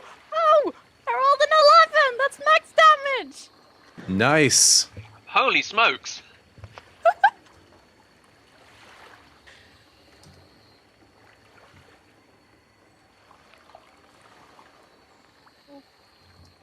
How much damage did you do to him last turn, Scotty? Oh, you didn't. 0. Did anybody else do any damage to him yet? No, that's the first No. damage he's received. Okay. You managed to take out your Messenian rapier and, basically feinting, or taking advantage of him having to parry Scotty's block, you basically whoosh, and just slice up his arm. He growls at you. I will look over towards Buckhill's direction and I'll just do a thumbs up. It's that How to Train Your Dragon meme, right? Yes, it is. Only this is going well. Okay, Botch, it is your turn. Before I move, just so I'm clear, out of game, are we trying to kill this guy or are we trying to take him hostage? Yes. Trying to knock him out. Oh, excellent. Good. So, I would like to see if I can just jump through the window, brandishing my axe as I go. Acrobatics I'll check, hop please. in. Oh, yes. Oh, God. Acrobatics. Ooh, yes. Natural 19 for a 22. With the grace of a ballerina, you tuck, roll, launch forward, and lose no movement. So, 5, 10 would take you there. Yeah. And you're inside the house. Seeing that this is very much under control, I would actually like to sheath my axe, run forward behind him, and I would like to attempt to grapple him from behind in, like, you know, a proper headlock. Okay, make a grapple check. I'm not raging, so it's not at advantage. Grapple check, is that athletics? Athletics check, yes. Yeah. Oh, it doesn't matter. I'm +9. Ooh, very nice. Ooh, that's a 18. Natural 1. Oh. Be a natural 20 then. Okay, cool. So, I that's my action. So I've now got this guy very firmly held in place in my meaty arms. Okie dokie. Yes, you do. You watch as he... Okay, that'll be my He- turn. He tries to scream multiple times, but nothing happens. It is his turn. He's going to attempt to break the grapple. Oh, good fucking luck, mate. Alrighty. He can't roll acrobatics for that. He has to roll athletics because he's already in the grapple, right? No, I don't think so. It's your choice. Still, acrobatics. Oh. To break a grapple, because if you're already gripped, there's no sliding out of Yeah, that. you can't physically move. This is Oh, is it? that's a very clearly strength-based exercise. Yeah, it I'm would holding s- him in position. It would seem strange if that were the case. That's how I've always run it. But Escaping yeah, you're cool. Yeah. I'm gonna go by that. Another fucking natural 1. Are you serious? good thing because I got a natural 2 for a for an 11. You are an so 11? lucky. Yeah, my I get God. I get a +9. Gee! Well, Barbarian. that's all he can do. Rules is written, you can make a dexterity check to break the grapple. It was still a natural 1.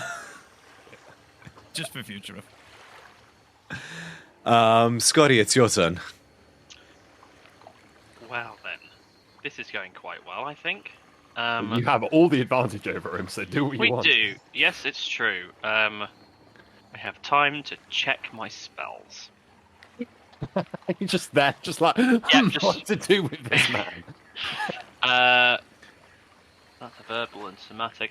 Another point about so to you, if I was utilizing any of the, oh no, we confirmed this last time that I couldn't use metamagic feats alongside the glaive, if I'm not mistaken. Correct. So that is fine. So I won't do that. I will. I'm gonna hit him again. Do it. For a 24 to hit. Is that 24 advantage? hits. Oh, it is at advantage. I'll roll again. Yeah, 24 to hit. And he takes. Oh, okay. I just quickly googled it, Scotty. Jeremy Crawford ruling on can you use meta magic options on item spells, Items. and Crawford says if a magic item description says you cast a spell from it, you can use meta magic on the spell. Fair enough. I've already made my action, so I'll stick with what I've got. But You sure? I'll let you retract it. Well, I will then use 2 sorcery points, and I'll cast the spell as a quick. Oh wait, no, I can't. No, I can't do that because it needs to be subtle. If you are happy for me to go back for it, I'm happy to take the roll instead. What I was going to do is I was going to cast through the glaive. I think it's Dominate Monster. And subtle caster, yeah? Mm-hmm. Yes, you yes, can. I'm going to subtle cast Dominate Monster. Okay, wisdom save? It is, yes. Yeah, that glaive's a brutal one. Not a good roll. I've just read chat. That's... Oh, Jesus. Oh my god. Thank you for that, Jimster. I'm sorry, I lost my train of thought. I'm not surprised. That is an 11 on his wisdom saving throw. Okay, that fails against the DC. Actually, let's just make sure because the glaive has its own DC, if I'm not mistaken. Yes, the DC is I'm 12. pretty sure it's that. Yeah. Yeah, no, DC is 15 now because it's awakened. So yes, DC 15. Ooh, He has, spoiler alert. Foul. I said, spoiler alert. Meh. He. I didn't know it was. Was it that? Well, they didn't know yet, technically. Okay, fair enough. It's it fails. And yes, the Dominate Monster effect takes hold. And you watch his angered expression slackens. Cool. And as you kind of see, Scortinus kind of like kind of there as well, kind of like whirls the glaive and kind of like slams it on the ground. And as the tip of the glaive glows red, so do the pupils in his eyes, and he just stands there. And as my action, I will take control of. I will demonstrate that I have control over him. You make him pick his How do you nose. do that without sound? I will. I raise a foot, and then he raises a foot. I raise the other foot. He raises the other foot. I do a little dance. He does a little dance, and then I give you a thumbs up. All right. Assuming enough? we're out of combat. Assuming Yeah, we're out of combat. we are I out of will choose to combat. I will choose to release him. Okay. And he just gets up and stands there. How long does Dominate Monster last? An hour. Okay. Up to an hour, or until he takes damage. Okay. Nice move. I beckon him into the middle of the room. He obediently follows? And I have him sit down and take no other action. Wait. Real quick, because he has magic resistance, and I forgot. I didn't roll twice. Go ahead. You do, yes.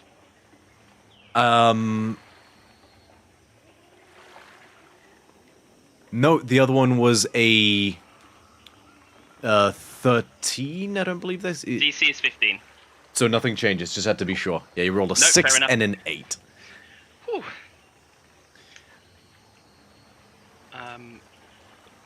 With that done, I will kind of look over to... I'll kind of like go over and peek over to the window. Don't you see you'd see this? Yeah, and I kind of like... Okie dokie.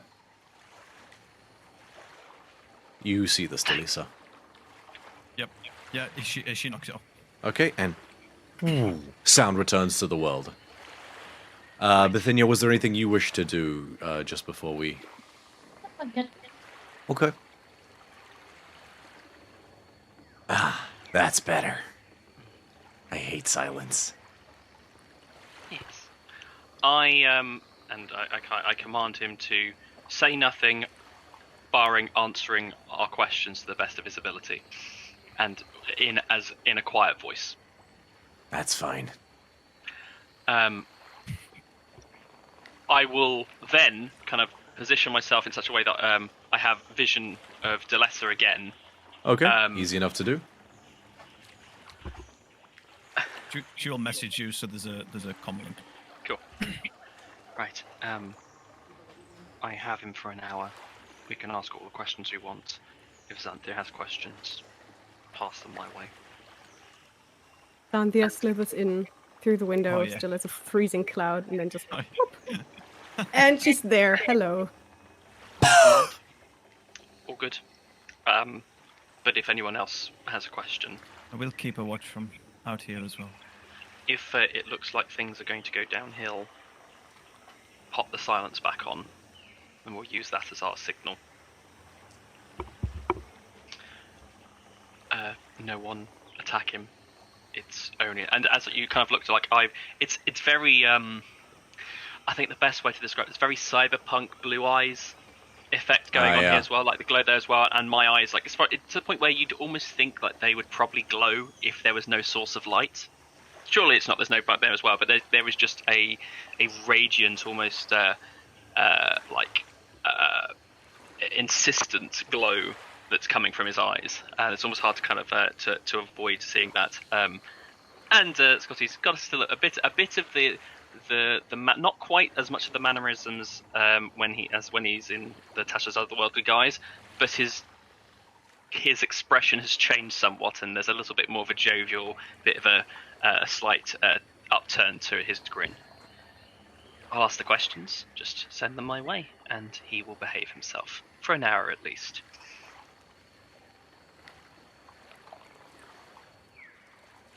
Where our crew is.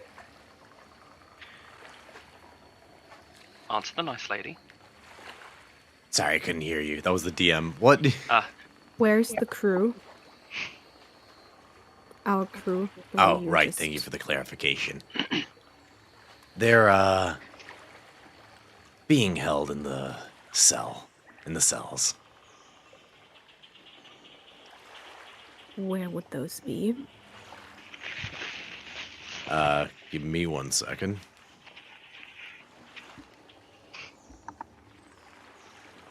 The little inlet right at the back. It's like almost like a coliseum made out of stacked shipwrecks. The biggest shipwreck there.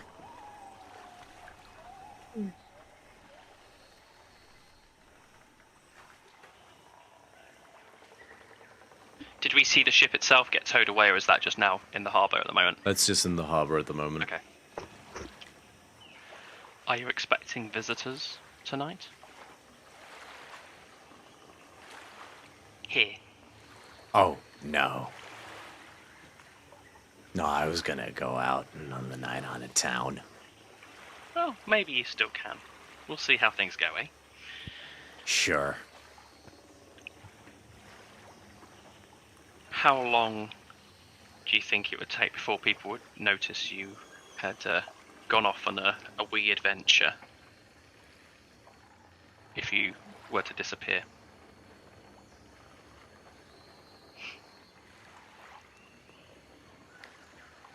A day, maybe less. About halfway into the next morning. What do you normally do on a normal day, you know, when you're not ransacking ships or giving all your loot to a benevolent overlord? Eat, drink, and fuck. It's a pretty good life.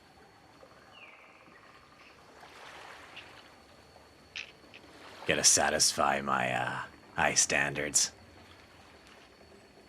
Gossinos, can you still hear Looks me? at you, Virla. Oh, sorry, Hilira. But I might make an exception for your titless ass.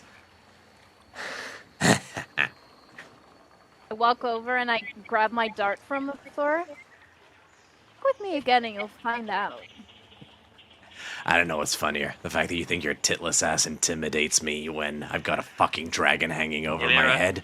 Or the fact that you think she'd let me live if it did. Stop trying to provoke her to hit you, please. I know you're very smart, but you're not that smart. Ah, damn it. From one crafty motherfucker to another. I can't finally, with that all done, I eke out over to Winder and give a thumbs up. Perhaps you should ask him if he speaks Celestial.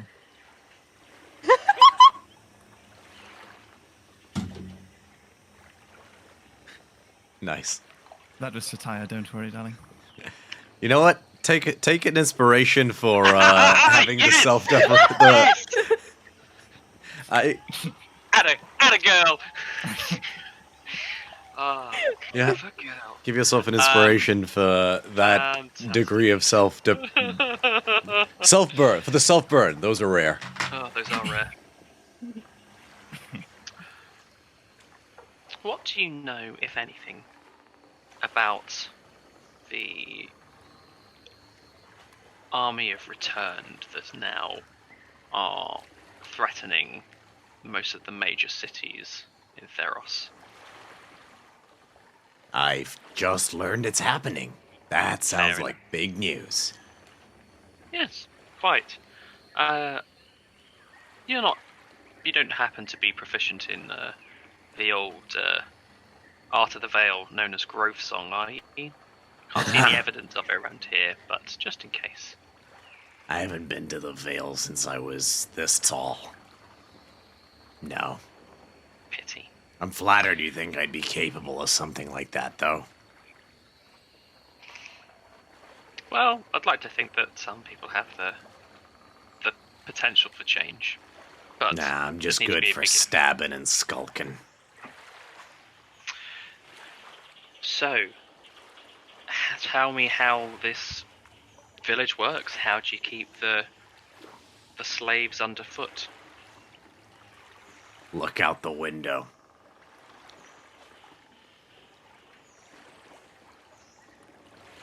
A fucking dragon and their dragon minions keep the slaves pretty well on their foot.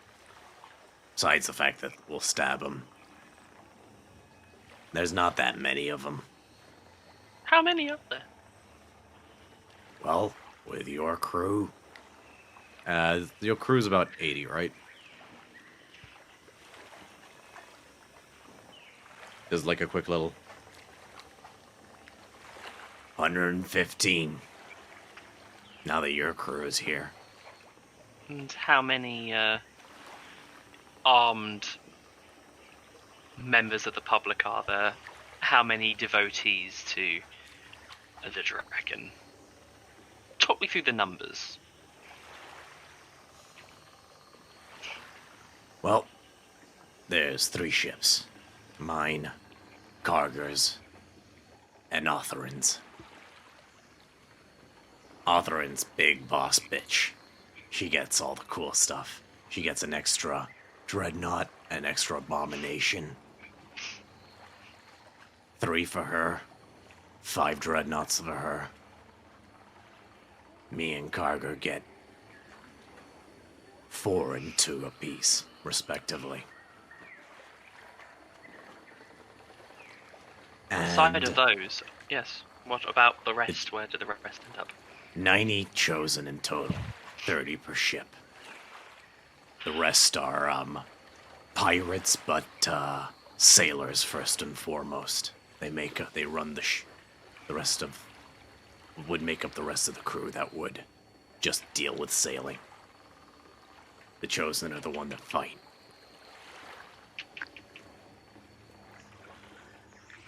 Do you know much about that object that I saw floating around? Oh yeah, the dragon's head? 3 priests, sorry. 3 priests. Yeah. Ah, yes. And they are loyal to the dragon, or like they spread the good word of dragon, or what's their angle? They're more like weirdo cultists, but they're good enough at it that they can actually create fucking healing out of it, so, you know, what do I know? Sometimes they go on voyages, sometimes they stay here and, act as, physicians. This is a fairly, rounded, functional town, despite, the circumstance of its inception. Wow. We indeed. called it Fulgoros.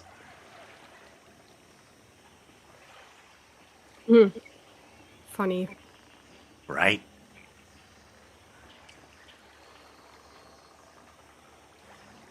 Question. People you love.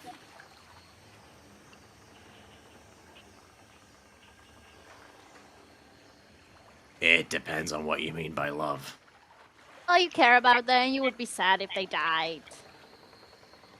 There's a few sets of cracking tits. I'd be sad if if the person attached to him stopped being, around to share him with me. Sure. Other than that, fuck him. Oh, cool. I want to hit him really bad. I turn to Scotinos. I want to hit him. If that happens, I cannot maintain this control over him. And I know. We'll have time. We'll have time. I just need to know if there's anything else we can get from him, or anything else we can get him to do. Ooh, does the dragon have any weaknesses? Good question.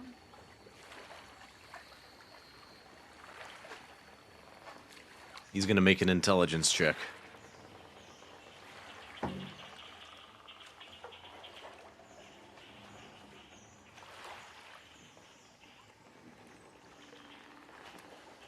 Oh, she's an egotistical bitch.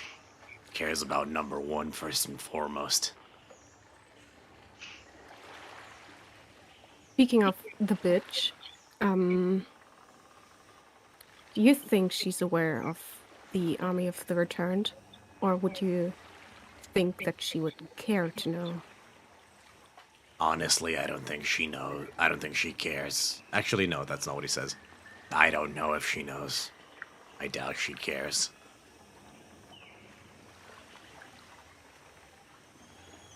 I've seen her do some strange things.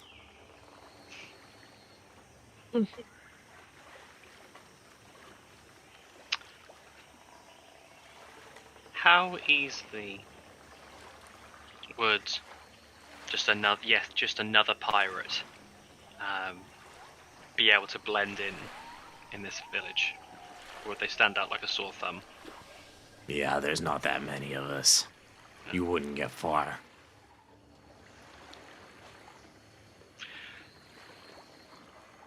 Do you know where the dragon rests? Like how to get there? I know that she tends to fly and stuff No. here, but there must be a way to get to her. Only person who's been up there is Otherin. Strict rules. Some tried sometimes, and, we collected the bones as they rained on the village.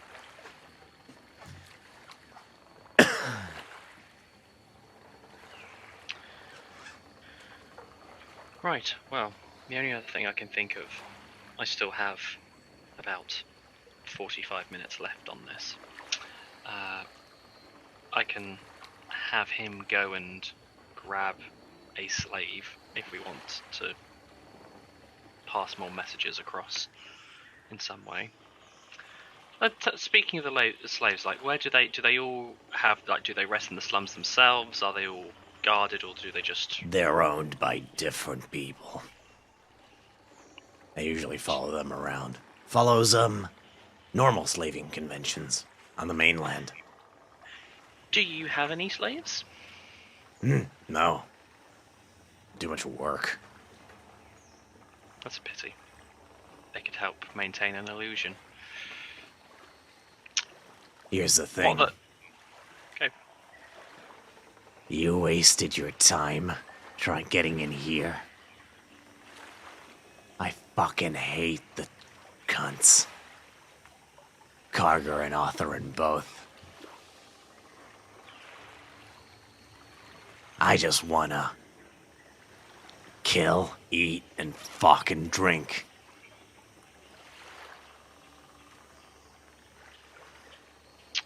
If I still get to do that after this is all over, whatever you fuckers are planning,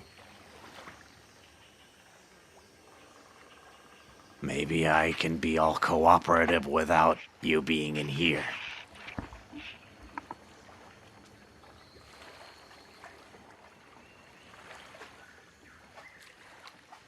Okay.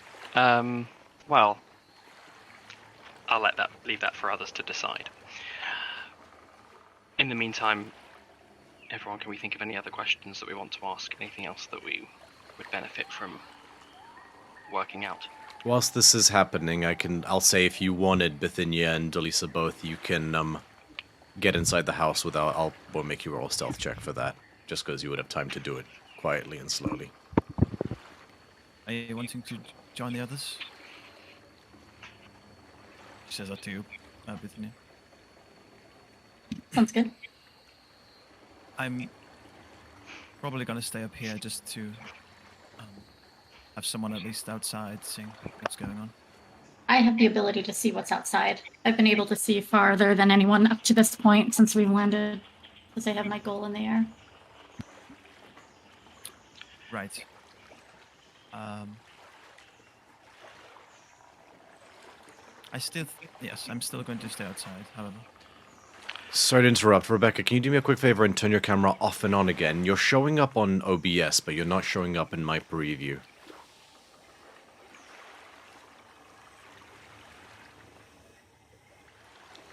Okay.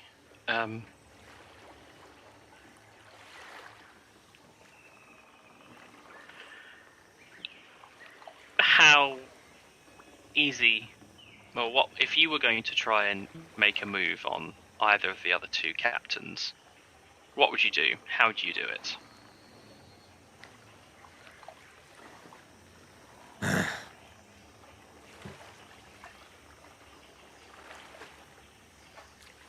I've had a few different thoughts over the years.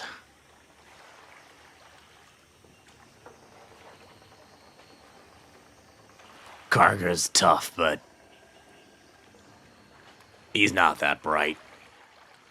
He's not the one I'm worried about. It's Authorin. She's a crafty bitch and a fucking powerful sorcerer.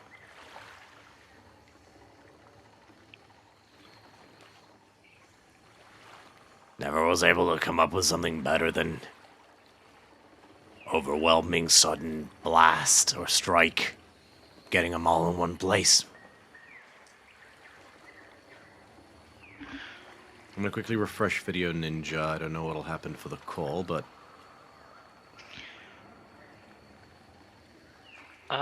Okay, nothing changed. Good. Sorry, continue. What about, no, how often do you three tend to convene? Oh, they convene all the fucking time. I'm stuck to the sidelines, 'cause I guess I don't main as much. Maybe I'm just too unsavory. Or whatever the fuck she wants to say. But, you're asking if I can cook up a reason. Maybe. Depends on how willing you are to trust.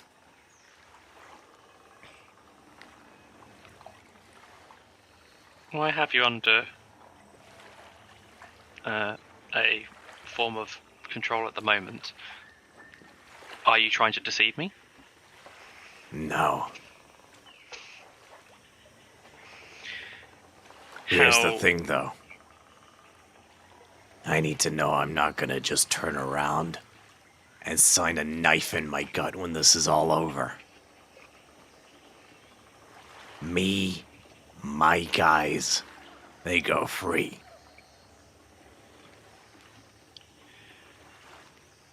Well, I'm not one for making promises or agreements, so that's for someone else to decide.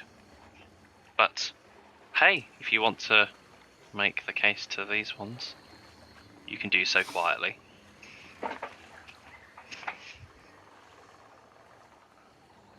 Firstly, tell us how you're going to help us, because at the moment I see no way you're going to help us. Well, Answer that one, and then... if I caught 7 deadly intruders who tried to assassinate me, but I managed to subdue 'em all and bring 'em all humbled and hobbled-like, present them before Arathan and Kargar, only they're not all humbled and hobbled and subdued, and those chains aren't actually locked. Boom.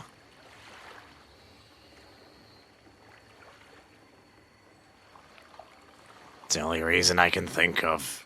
in the immediate that I could get all of you in one place. And close.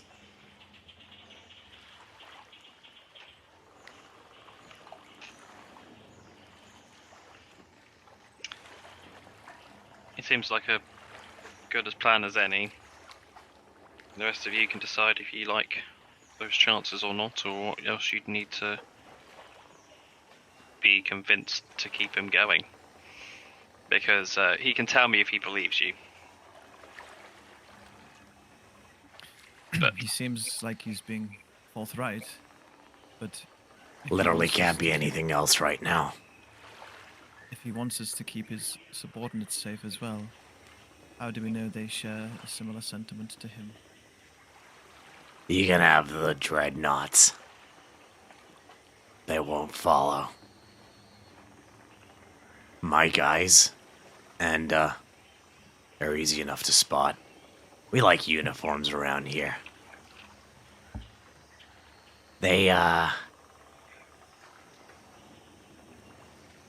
I'm pretty careful about who I let on my crew. They'll do what I tell them. And they won't want to die. If you've managed to deal with Otherin and her fucking lot, then that'll make a difference. They'll want to join the winning team. If they see I'm on the winning team, and I can get them off the losing team, they'll stand down.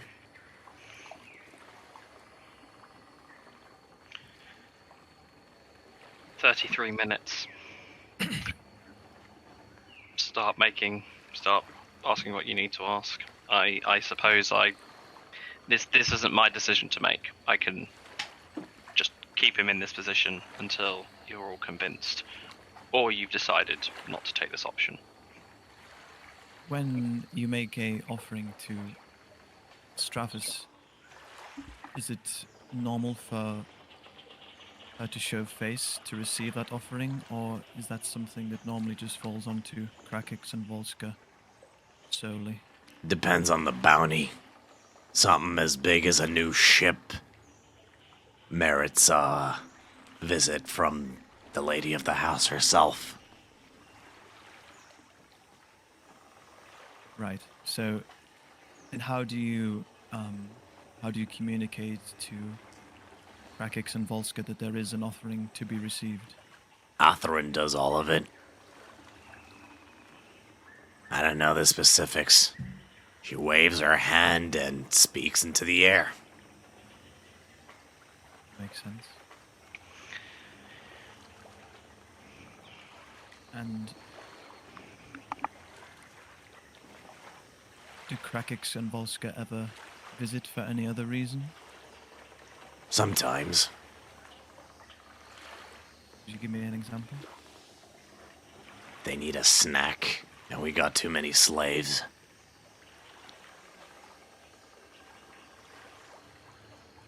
Sometimes if the fancy just takes them, they're dragons, they do what they want.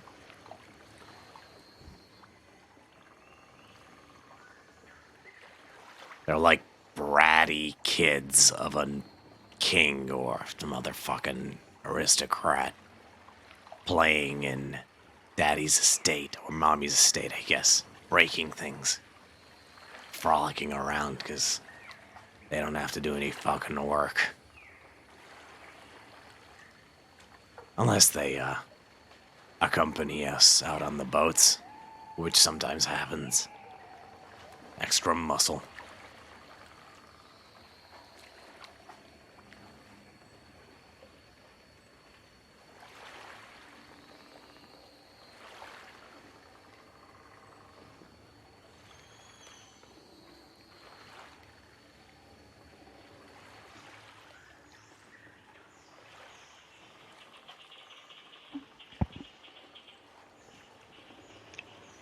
It's on for everyone else to I guess ask whatever you need to ask to convince this one that you're not going to turn your back on him, or decide if that's what you want to do or not. 29 minutes. Xanthia, Bithynia, what do you guys think?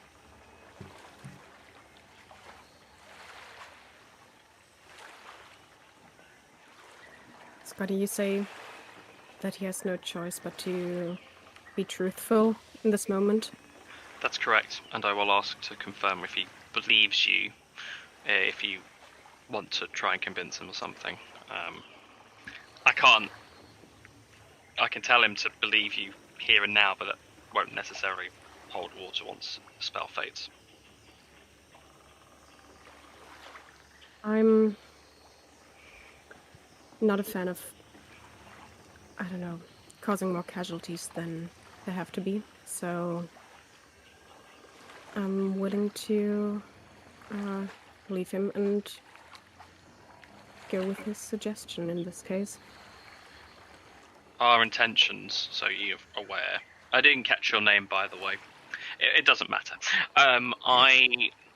Our intentions are to deal with the dragon first and foremost. Everything else we're doing at the moment is just to cause enough angst and drama as to get that Biggin's attention. She has something we want. So, really, you're not even a player on this board in terms of what we're after. Oh no, I'm so offended. It's more meant in the way that it doesn't make a difference to us if we leave you alive, and if there's something to be gained for us by doing so, then I can see that working for us. But that's my pitch. I'm indifferent either way. There's nothing in sense of kinship that would stop me wanting to kill you. I've killed others, and yeah, that's not a problem to me. But I have no need or desire to. So that's what I say in terms of you don't have to worry about me. The effort required to defeat a third or fourth army or crew of people has no interest to me. We're only interested in taking out the head honcho. Right. I mean, not to Unless look... it was possible to just get the reliquary, but I don't think that's an option. If we could get in and out without taking any lives, that would be ideal. Oh, the astrolabe thing orbiting the dragon? Mm-hmm. Yeah, no, she loves that fucking thing. Not surprised. She's learned a You know lot why? from it, apparently. She what, sorry? Learned a lot from it. What she Unlocked learned? secrets. Powerful arcane secrets. That, How long has she had it? longer than I've been part of this revelry, and that's decades.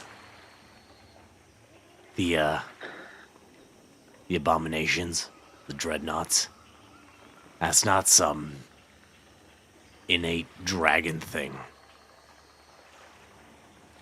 Straphis is some kinda weird fucking transmutation arcanist.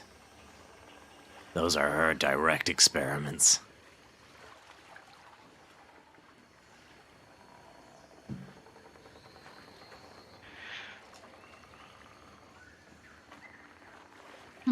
I'm amenable with going with the plan to allow him to lead us to them. Perhaps even now would be the best chance to do it. I have not burned too much in terms of magic. Is everyone up for this plan? It's a bit of a sudden change from what we intended. What I was I'll have going my eyes in the sky, so I'll be fine with going with it. Lisa? Yes, what I was going to say was, it seems that Ortharin holds all the keys when it comes to this village. If we use Belmos and his men to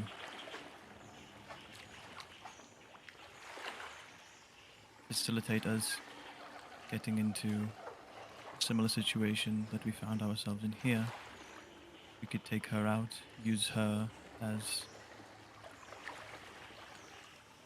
a key, and perhaps draw Krakix and Volska away from Astraphis. Taking those two out would then leave Astraphis on her own. It would be the weakest she will ever be.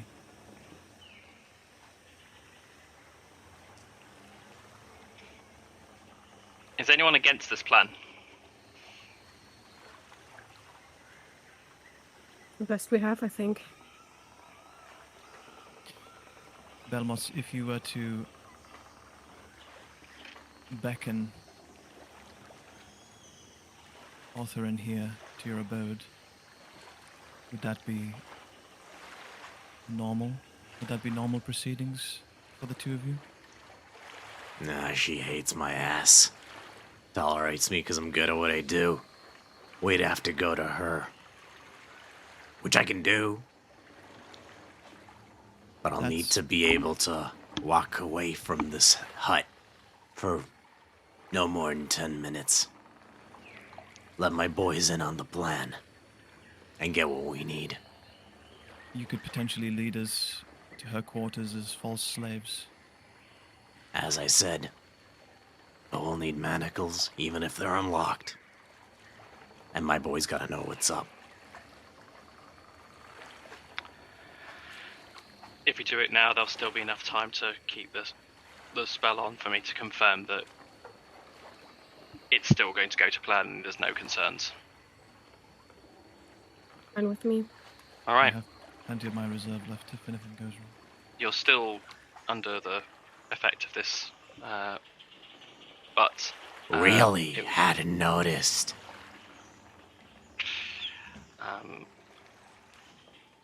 Just double checking whether or not there's a thing about if distance breaks it. I don't think it is. There is nothing that says that it breaks over distance. So great. Then please do as you've suggested and collect the materials and inform the crew of the plan in such a way that will only maximize our chances of success of pulling this act off, and then return to us as quickly as you can. Gladly. I want some advice, because I don't want to die in this fucking thing either. You'll get one shot before all hell breaks loose. Make it a big one. He gets up and walks out the door. I'll You kind of have like step out the way 10 and kind of clear minutes. What are you doing? If she's, as Belmos says, a spellcaster, the plan to go in and cast silence again would probably be rather effective. I agree. If one of the heavy hitters of the group could then grapple her, keep her in place. She's basically redundant at that point. Perhaps we then focus on getting her out first before anyone else. Like, even the heavy hitter. Hey, Botch gets to play. Keep the big one out the picture.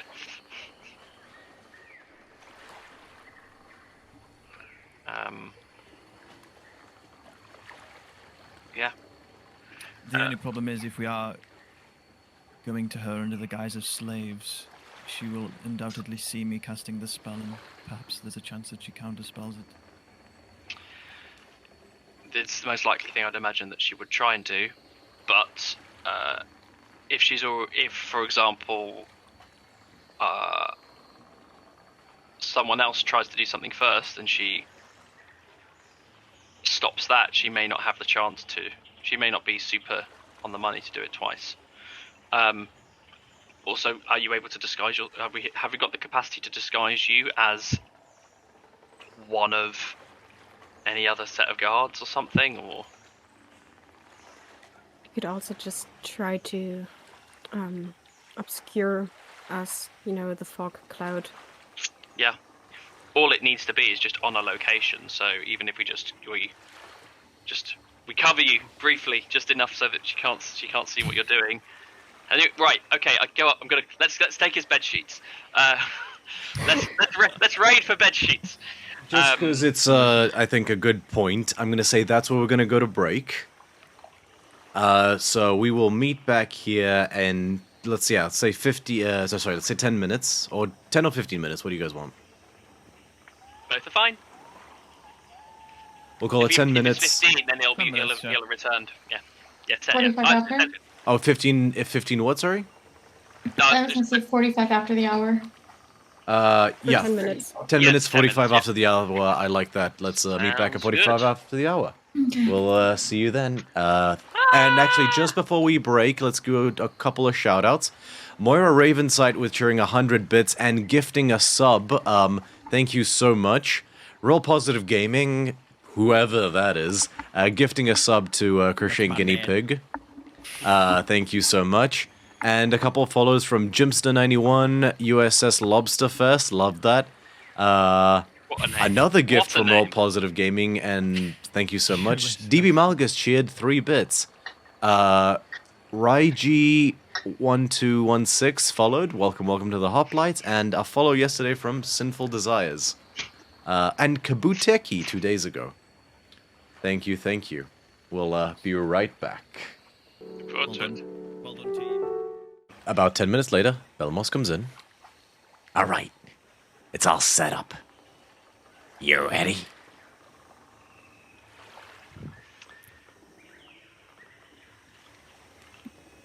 Yeah? I think so. Let's go. Well, let's put on a As ready as we're going to be. fucking show. And he opens... Before he goes, I'm good to go. Just for the sake of there as well, and in spirit of goodwill. Yeah, everything you've told us is on the level, and you're not attempting to deceive us, and you don't have intention to. Don't fuck me out there, I won't fuck you. Leave enough of Beyond this that, place left that I can build up something myself, and we have a deal. Alright, in that case, let's start assuming to go on, and I will drop Dominate. And That monster. Before you do that, and one more thing. I want the ships. You can have yours. Leave me all 3. Deal. You can have them. Sure. No problem. Makes no difference to us. Super. and he opens the door. And about 10 or so of the chosen step inside.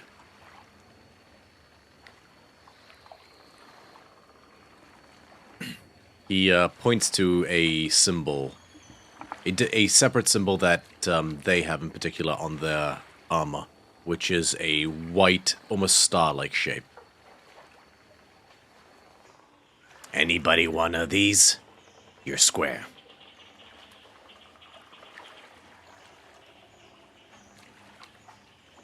And they all begin to hold out various different manacles and shackles.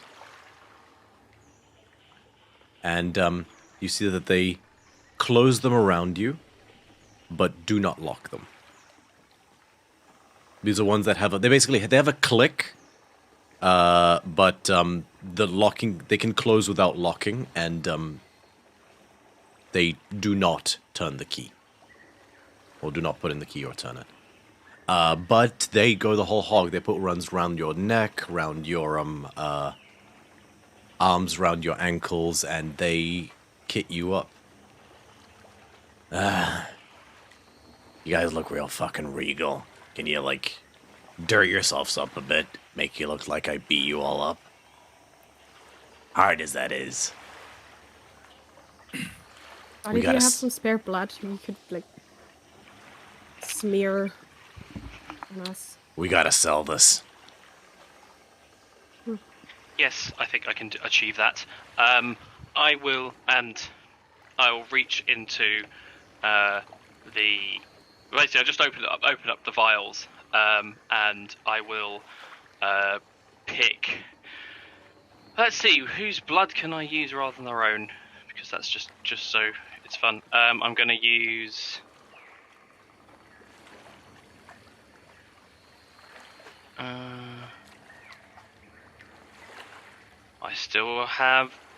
have some blood that's marked T-Rex ? There's a deep crimson, but I have like a whole bottle of it. Giant axebeak, I believe, in the plains of Oreskos. Sounds about right. Mm. And it looks dark enough that it's already like it does the part. How long has that been there? A month? Long time, sealed into the little glass containers. Yeah. Sure. I can say Probably use by dates aren't a thing right now, just for the Not hell for of blood. it. But yeah, so it probably smells awful, but yes, I'll probably that as well. And I'll just like hemokinesis, and then I'll go full on Bob Ross, sort of like just that as well. Oh, I've got a little splatter on it. I'll just put a little splatter just below the There eye. are so no it's fresh mistakes, as well. just happy little accidents. Yep. And a cake is all there as well. And I'll also then use. I don't know. I'll just basically cake it there as well, and then I'll like add for myself like a few like nicks and scrapes to the clothing, so that it doesn't just look like I've just been bathed in blood. Makes sense. Oh yeah, much better. DndUnleashed shuffles over to Bithynia and says, I don't know about you, darling, but all these shackles and manacles are making me think back to that kinky centaur man that we hooked up with back at the Decatia. It totally cut out to you, but I think I got the sentiment and say, yeah, the things that you got us into were quite interesting, but it's the first and a last for everything until this happened. I guess it wasn't a last. Let's hope this time also ends with a happy ending. Sure, I can't convince you girls to stay with me after we win this. You'd be quite lucky. Can't blame a horny guy for trying. He points to his actual horns.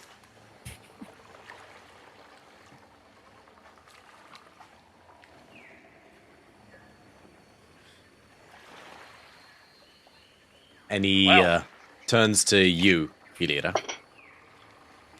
Look, I know I'm not your favorite person right now. But don't fuck me, watch my back, and I'll watch yours. Deal?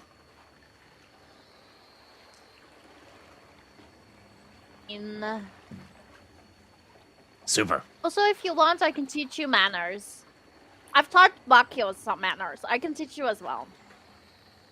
Will you punish me if I misbehave? All right now. 100%. Oh, may have to take you up on that. But let's see if we survive this first. And, all bloodied up, tarted up, and shackled up, you are led out into a veritable walk of shame. Question, just about that. How is my glaive?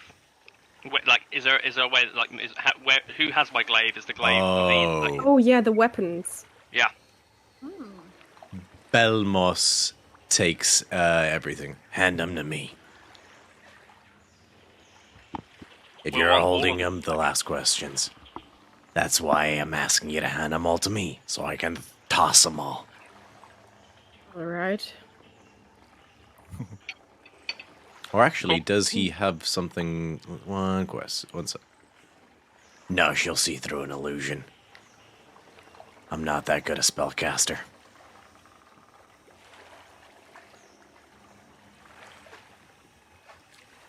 Well, at least we know she sees through illusions. That's still useful to know. She'll see through my illusions, because I'm more of a trickster of the arcane, as opposed to an outright wizard.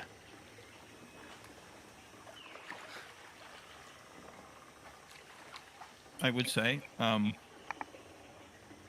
just as we're leaving, DndUnleashed moves over to Xanthia. Mm-hmm. Fucking food in my mouth. And she says,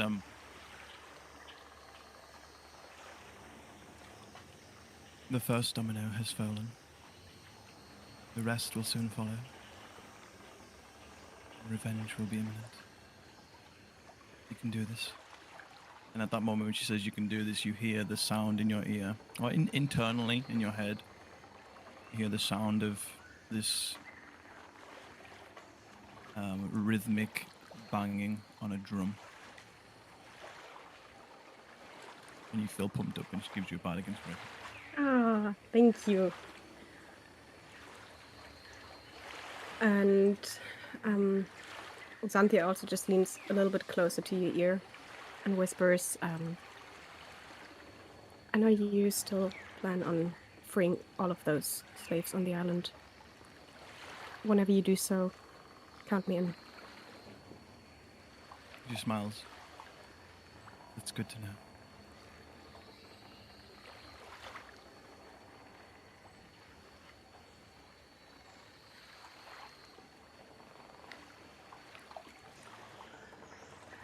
And yeah, you're led through the streets in a veritable walk of shame. In shackles, many turn to stare. The various citizens, some of the slaves, look at you with a sallow expression. Most of the citizens just smile and jeer at you.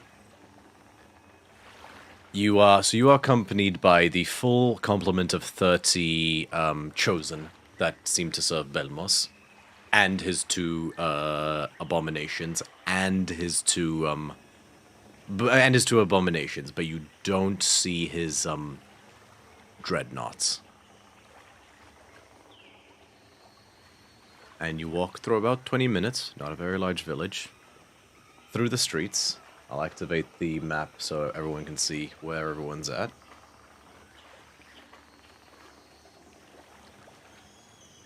And you are brought before this structure. We are missing a kitty, by the way. Oh, sorry. If you see duplicates of yourselves on the map, don't worry, I just have lost track of the sheer monstrosity that is the amount of stuff that is on this map.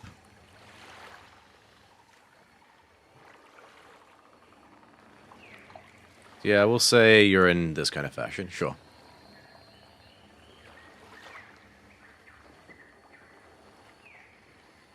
And you're basically brought before, and a lot of the different chosen, the ones that do not serve Belmos, have come out to watch, and they're observing from the different platforms and the like. You watch as one of the abominations flies up to this massive ramshackle wooden tower. This is one of Belmos's abominations. And sort of like this big, fat, like, almost raven, like, just roosts up there and stares. Every eye is trained on you. And Belmos steps forward. Arthurin, got something you might want to see. I was in Arthurin, Karger. You're gonna want to see this. We got ourselves some snoopers. Minute passes. And then, stepping out, you, see both the large Minotaur and the almost sensuous in her hip sways Triton with a crown of fins. Okay, apologies for the technical difficulties. We're back now. Yeah, Belmos basically says, Karger, Arthurin, I got something to show you. And surmise what he did about, Got these guys snooping around, but we gave them a few good licks and thought you might want to question them. Arthurin steps forward.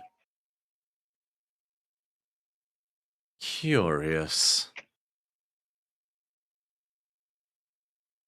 You defeated them all by yourself? With As such... the 2 are speaking amongst themselves, Xanthia will cast Fog Cloud centered on the group. Okay. How big is the fog cloud? That should be 20-foot radius sphere.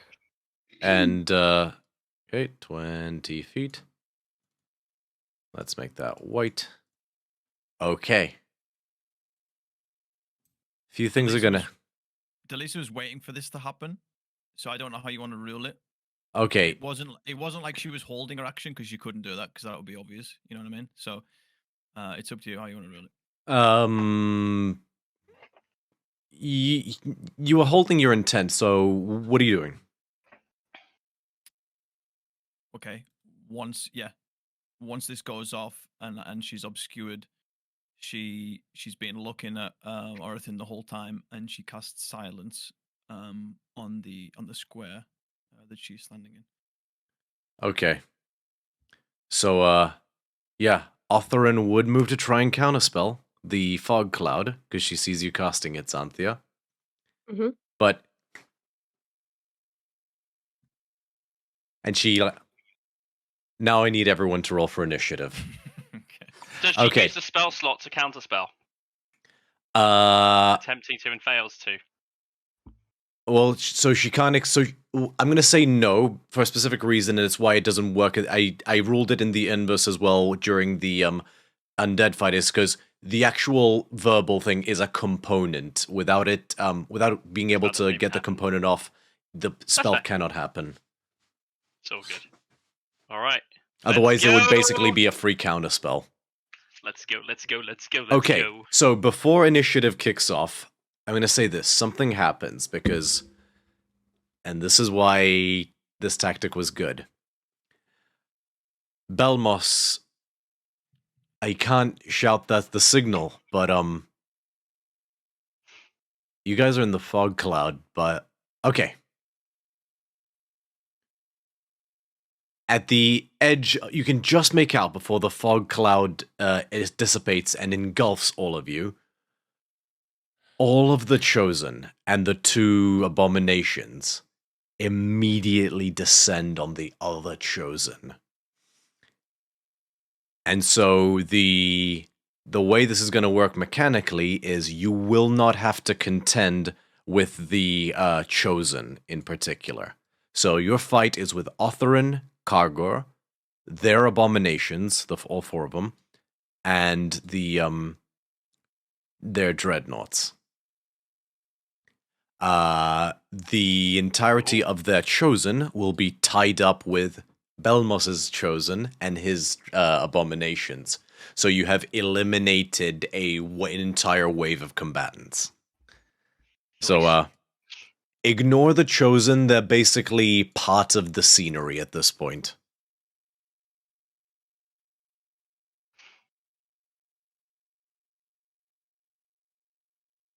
Okay. Now I need everyone to roll for initiative. You got this. Oh, yeah. I'm just gonna get rid of these other Chosen.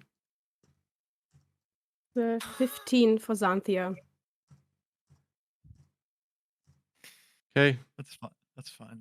You know what? I'm just gonna delete all of the Chosen because this is just extra bandwidth that I do not need. F my life up. So just pretend they're in the background.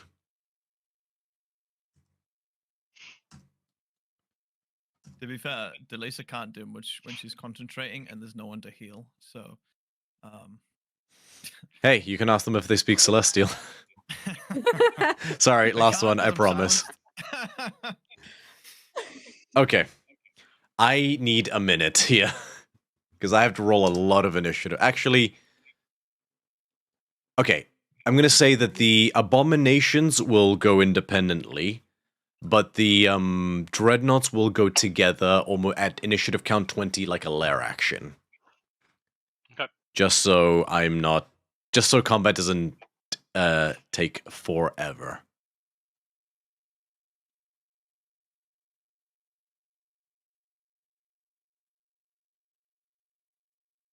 Who's that little tiny guy with the bagpipes at the back? That is a random civilian that I forgot about. Oh, no! Oh, no! Oh, no! We went for the tactical nuke approach.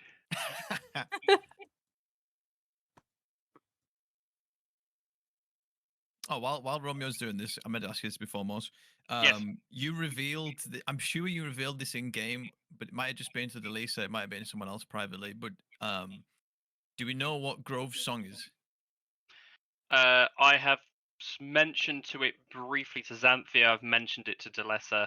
I think it may have just been like, I'm looking for something called Grove's song to others, and I think it's come in briefly. I've but I've not gone into a great deal about it. But Delessa and Xanthia, I've talked about sort of where that came from as it came down to Jesus, I got rolled to save my life in Foundry. just to say, like, that's what I was researching and what I think was to do with those ships there. Mm-hmm.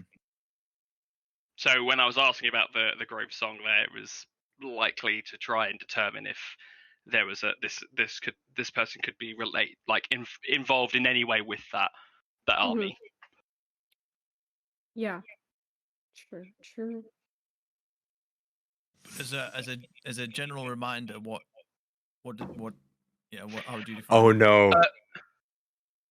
Oh no, what? Nothing, continue. Someone rolled a 20. I think so.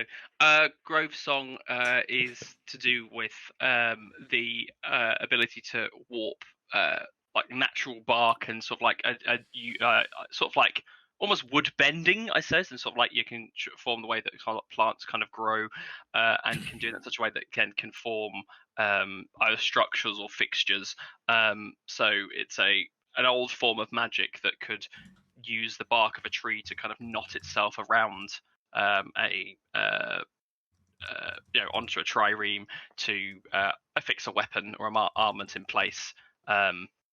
It's not a very commonly used magic, Scottinus believes, and so he's been struggling to try and find someone about it, not so he can use the skill itself, which was something Deletta asked about at one point, but just so we can find out to have a bit of information in terms of how it's been used to bolster the ships and the forces that we're fighting at in the end game.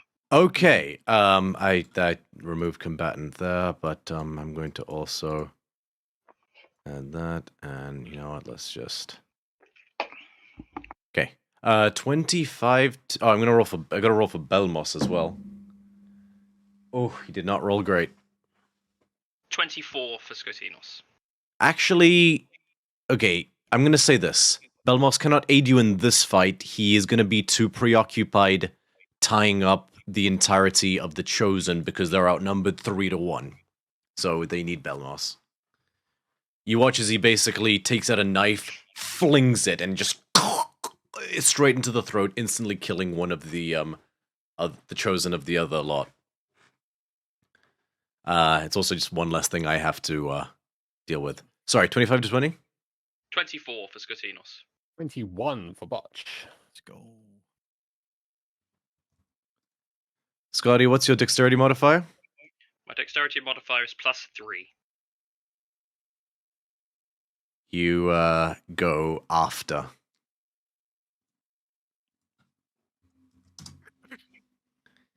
Uh, 21, Botch? 21, please. Okay. Hilira? Oh, sorry, 20 to 15. 17. 17? 15 for Xanthia, but Nice. Hilira goes first. Did I not? Oh, there you are, Xanthia. 15. 15 to 10? 10 to 5? 6. I got a 9. Bithynia, you would have had time to cast Gift on a Alacrity on yourself earlier. I rolled a 3, I've told you. A year and a half into this, every time I'm at the bottom. So here I am. With Alacrity, that's what I get. Sorry, what'd you get? So 9 from Bithynia. What'd you get, Sammy? 6. Oh, boy. Yep. Is I rolled another Amalia with us? Babe, you there? She's not in the call. Okay, I don't think she's so not then. on the call. Scotty, you alright to Jaeger Amalia? Yeah, we'll do. I'll just roll now. That's a 12 plus, so 14 for Amalia. Okay, 14. And let's get some music in here.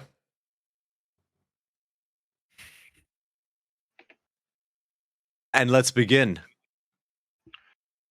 Oh.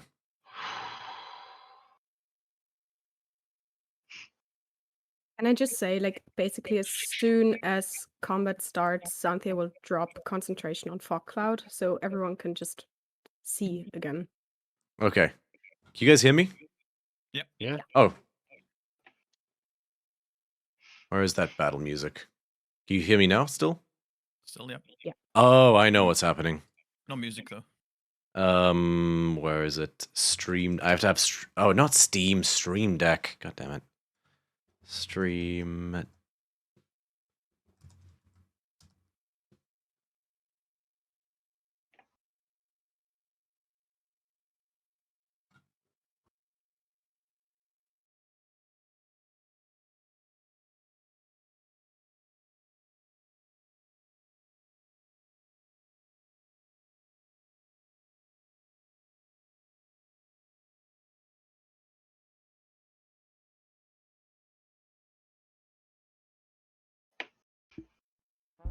There we go. Top of the initiative order. Let me just drop that fog cloud. Or do we want to drop it at the start of one of our turns, just in case someone else goes first? Sure. Yeah, I'll do that. Because we don't know if it's going to be us that goes first, or it could be like one of the dreadnoughts or something that goes first. Yeah, that's a good point. I'll drop it on whoever of our people goes first this turn. Okay. It is Otherin's turn first. Oh, fuck it. She's the one who rolled She rolled the natural 20. Oh, damn. Woo! Oh, fantastic. I need a minute.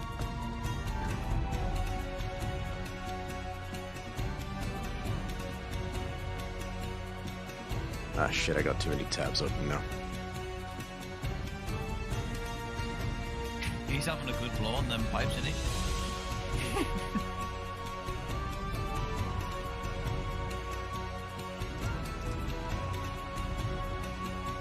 Man was just vibing and then just all hell just broke loose. Yep.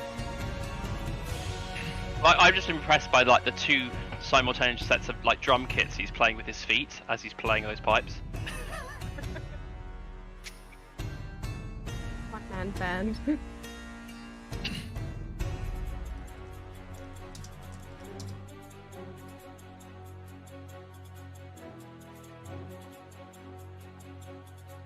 Ah, she can't see much right now, can she?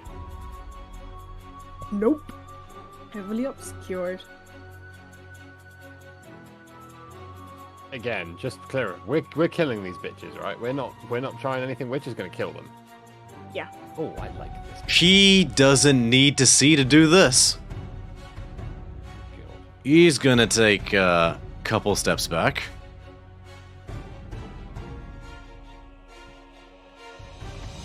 And you guys don't see anything because you're all obscured by the fog as well. But you feel an icy wind of death blast out towards you in a cone as she casts Cone of Cold.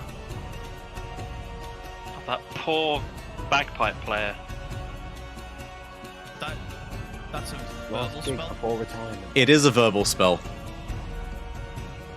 Right, I'm guessing there's a reason why she can do it. If you pay attention to what I said earlier, you'll figure it out. Okay, I need everyone... The sorcerer. She's learned subtle casting. What fool learns that? I need everybody, and I mean everybody, to make a Constitution saving throw. Oh, Everyone add a +4, please. Is it a magical effect? Yeah. It is, yeah, straight up a magical effect. Nice. Does the Minotaur have to take it? Nope. Ah, well, worth an attempt. That's a Guessing solid an 11 doesn't cut it. 11 doesn't cut it. You do 17. have bardic inspirations, aren't you? Yeah, it's okay. I'm 17 Resistant to just cold. fails. Oh, fuck. 22. Succeeds. 21. Succeeds. 23. Succeeds. You were the one I wanted to make sure succeeded, to be honest. Yeah. Not that I don't care about the rest of y'all, but... That's the Silence Queen. I failed. Okie dokie. Sorry, need more d8s. 1 second.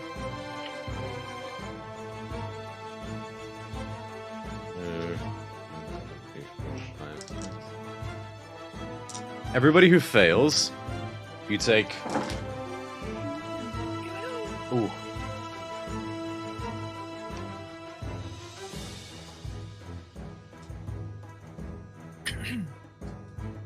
$39 points of cold damage. You've got remember the temporary stuff that we got from Delessa though. Yep. Yes, everyone should have 17. I don't Not know if it was anymore. higher or not, but Botch said he wasn't listening. Oh, I wasn't listening. Oh. Oh. That's like Sam Riegel when he like rolls a 1 and he has the ability to re-roll it and just doesn't do it. Yep. Oh. Oh, fuck yeah. Fantastic. Hey, listen, this is a roleplay game. I'm in a fucking I'm roleplay. for it. I am. Actually, okay, I take it. Okay, so.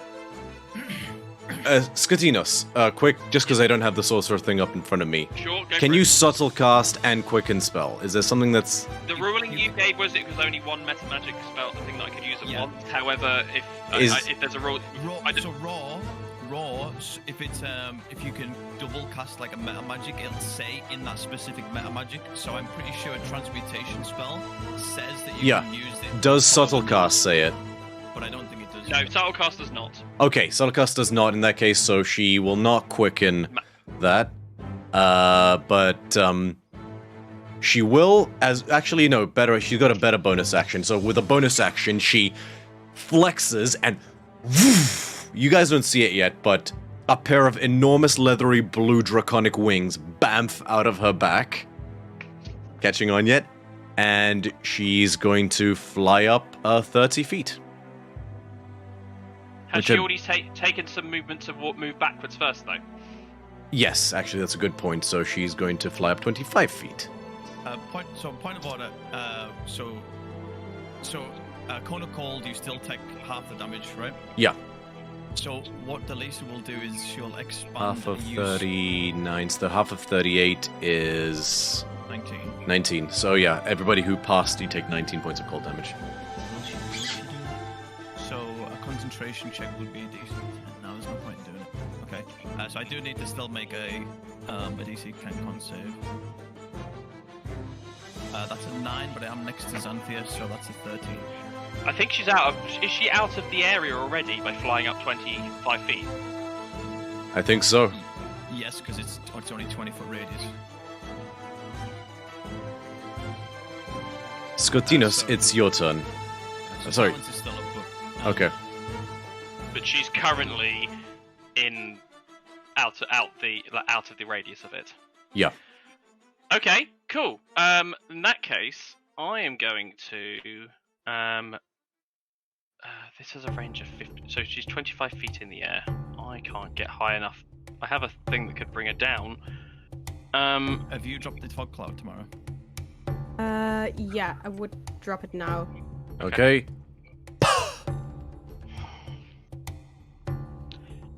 The problem is if she's just taken off, that just makes things even more difficult. I can take her down. I look forward to it. In which case, while we're there, we're going to. Let's see, sorry, I'm nearly there. Just finalising the option. I'll go for. If you're considering those chosen targets, don't. I forgot to get rid of them. I am going to spend a sorcery point, and I'm going to cast Hemorrhage on her. And I will indeed actually upcast this one. So I'm going to just find no hemorrhage. I am casting it. That's it.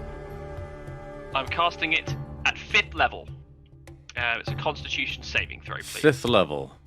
Yes. Oofers.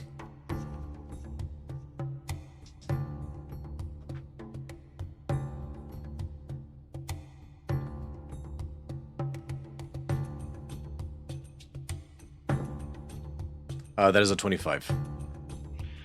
Unsurprisingly, she succeeds that. but she will still take half of this damage. Okay. Which I will roll now. Oh, it doesn't let me do it this way. I have to do it because it calls it special. It calls it special. Okay, so 5d8 halved. Go ahead and 1, roll 2, it. 3, 4, 5d8. 21 halved of necrotic damage. So 10.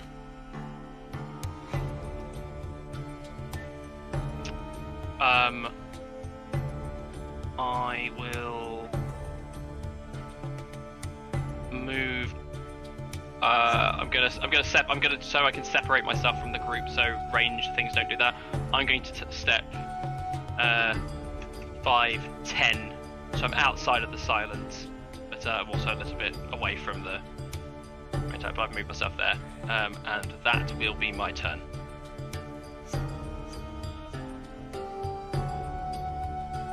Okay.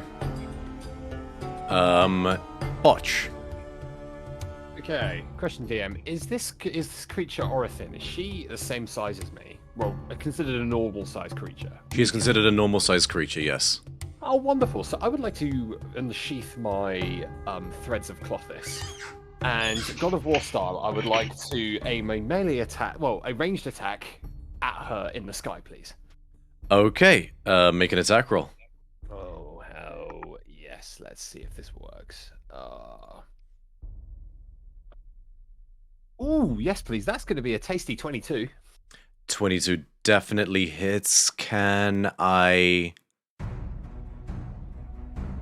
Because Nope, it's a never ranged mind. attack, I think it's just a d6, I believe, plus 6. No, the extra 1d6 force damage also counts. The extra 1d6 force damage. Nice. Are you using the Blades of Clothis? Yes. They do 1d6 extra force damage on each hit. Oh, nice. So 2d6 plus 6. Yes. Okay, so... Oh, damn it. I rolled 2 1s, so that's 8 points of damage on that. However, as soon as the blade lodges, hopefully, somewhere into her flesh, I will use my bonus action to pull her towards me. And you guys see this astral thread that's wound one side around Botch's forearm, and the other side round, basically into the blade. He tugs on it, and so it's an athletics check, contested, right? Contested athletics. Yep. Yes. I don't think she's gonna succeed at that. No, because I got a natural 19 for 28. Yeah, no, and she is... Wait, can you reach her? Let me just quickly... Yes, no, you can reach her. And Yeah, she that's is pulled down. For my next attack, because I get 2 attacks, I would like to then, with my left hand, just try to slice at her throat with these things. Go for it. Oh, yes, please. That's going to be another 28 to hit. Definitely hits. She, as a reaction, is going to use something called Frigid Shield. Does this happen as I hit, but before I roll damage? Yes. Okay, cool. That's fine. What does Frigid Shield do? What happens? You'll find out. Alrighty. Oh, and I rolled 2 6s, so 18 points. Okay. So she raises her hand as an icy shield basically like icicles and spikes and like an ice armor envelops her hand as she parries a strike. Your blade shatters the ice and still lacerates her, but she mitigates 10 points of that because she gives herself 10 temporary hit points. And because you reduced it to 0, the ice explodes outwards. And,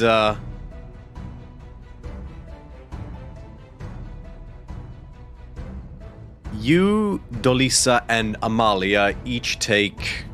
Let me just double check I got this right. Yeah, within 5 feet. You, Dolisa, and Amalia all take 7 points of cold damage. Take the damage for Delisa instead, because I know that she has to keep concentrating. I've just realised I need to roll for the damage for the breath attack.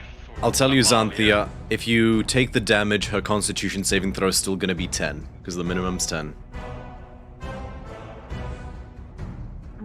If you're doing this to try and reduce the saving throw, you won't in this instance. because of how low it is. Wait, but if she's taking the damage, I will take no damage. Oh, you take. Yeah. Oh, sorry. I thought you halved the damage. Sorry, no, continue. I just take all of it. Okay. Also, do I just take half damage? I in that believe it case? Because specifies that it can't be mitigated in any way. Double check that ability, but Yeah, it can't be mitigated. Just to confirm, from the breath weapon that was first used, Amalia rolled an 18 on a Constitution saving throw. Would that have succeeded? Is that +4? oh yes, that would have succeeded. That would have Okay, just cool. succeeded. Yeah, that's fine. Just so I'm keeping track of her health as well. Alright, so to finish my turn, just a mechanical question, Mr. DM. With these blades of Clothis, now that I've hooked this Orthin down, does that technically mean she has to make some sort of roll to get away from my blade that's hooked into her flesh? It's Or one is that now motion. considered- It's she's no longer bound to the blade once you retract I it to your just hand. wanted to double check that one. Okay, my turn's done. Okie dokie. It is the first abomination's turn. It's basically gonna turn. It's gonna boom. And it is going to.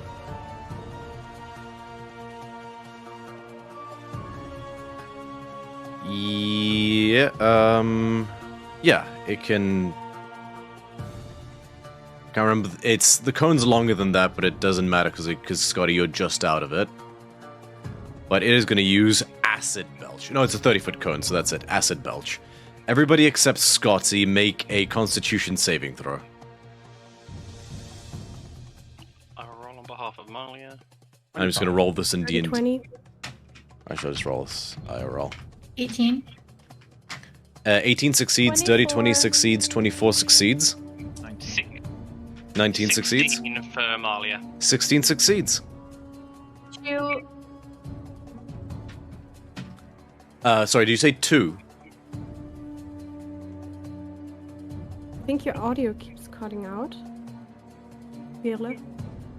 Oh no! I just said, don't forget to add your 4 from Okay. Xanthia, but Did anybody get everyone. under a 14?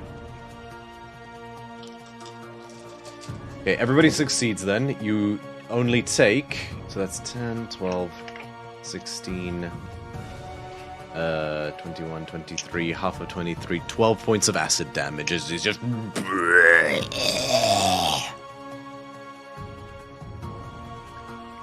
And I think that's all it can do on its turn. Can't save. He says. That's a dirty 20. Okay. Cool. On initiative count 20, the dreadnoughts will go. Now let me just check these guys' movement. Oh, they can fly, so... How many can reach? So this one can get in close, this one can get in close, this one can get in close, this one can get in close, this one can get in close, this one... Okay, I'll say that one can just about get in close. So they can close in. That one can't, that one can't. I'll say that one can't. This one would have to... Okay, so... These guys are gonna fly up and move up and surround you guys.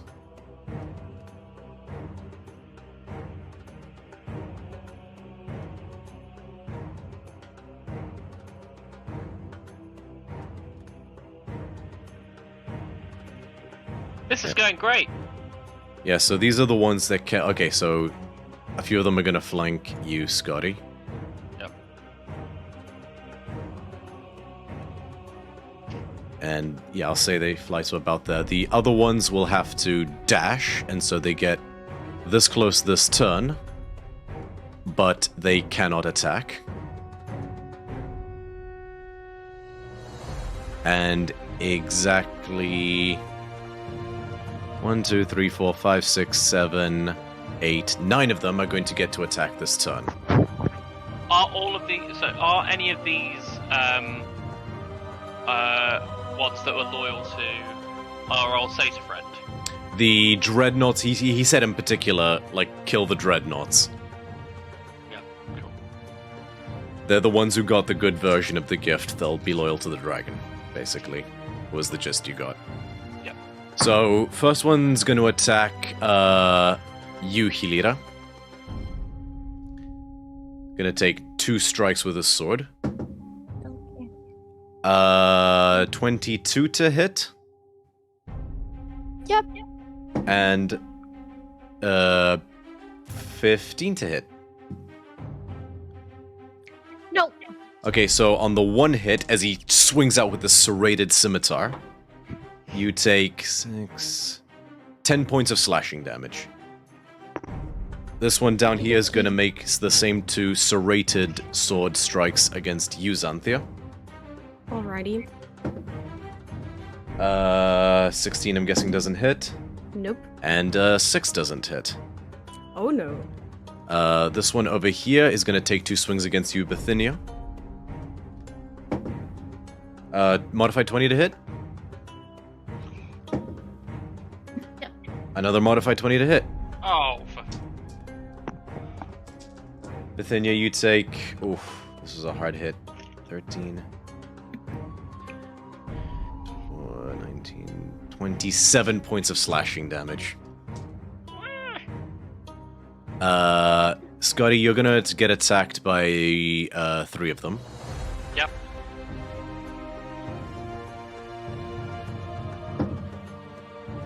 It's 13 to hit. No. 15 to hit. No. So the first one misses. 11. No. 21. Sorry, no, 19. This is the second one, yeah? Yeah. I will take that hit. Okay, so the other 2 were 15 and 17 between the 3 that attacked you. Okay, then I take 2 hits. Okay. So you take 1 from each.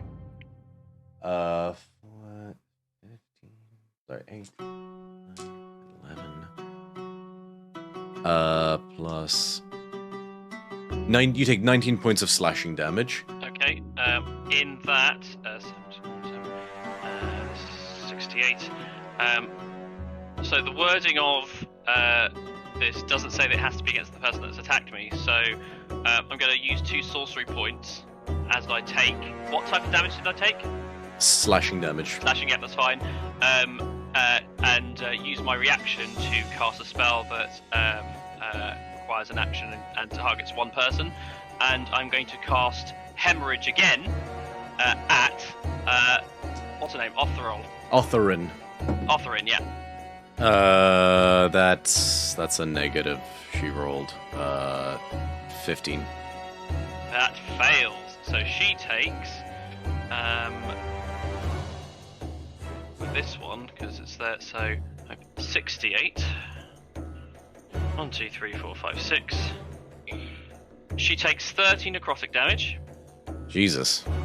And let me know if she takes any other piercing, bludgeoning, slashing, force, and necrotic damage. Copy that. Because it will be increased by 1d8. Copy that. Anything else? Oh, that was just my reaction. Okay. So Cool. still carry on as you. And the last one who gets a turn this turn is going to take 2 swipes at you, Dolisa. 25 and 18.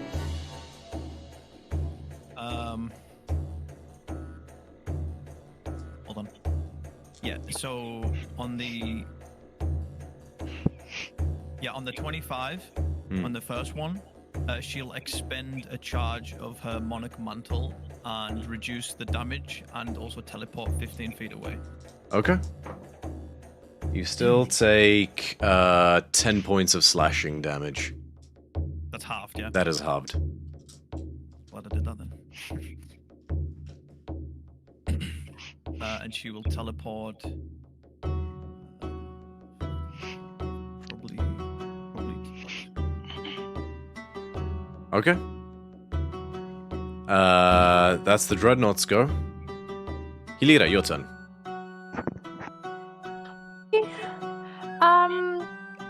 I would like to... Sorry, my D&D Beyond just crashed. Bonus action.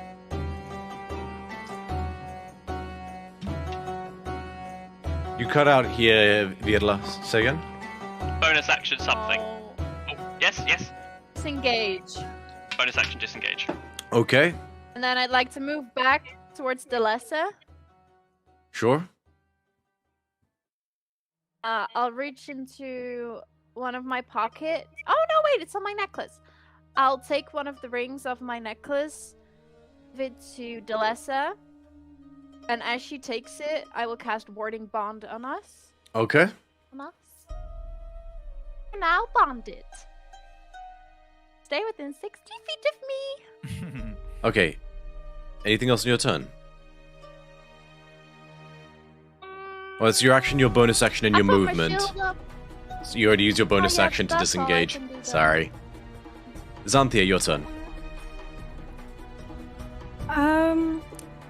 I'll attack the one that just attacked Bithynia. Okay. Go ahead and make an attack roll. 14. 14 misses.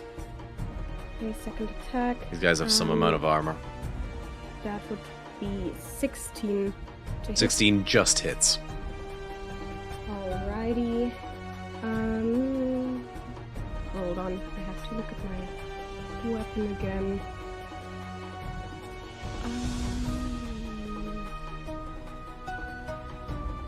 Okay, so it's 7 slashing, 4 radiant damage, and I'll expend 1 charge of the trident to turn this into a geyser strike. So Okay. Could you make a strength save for me? Okay. Oof.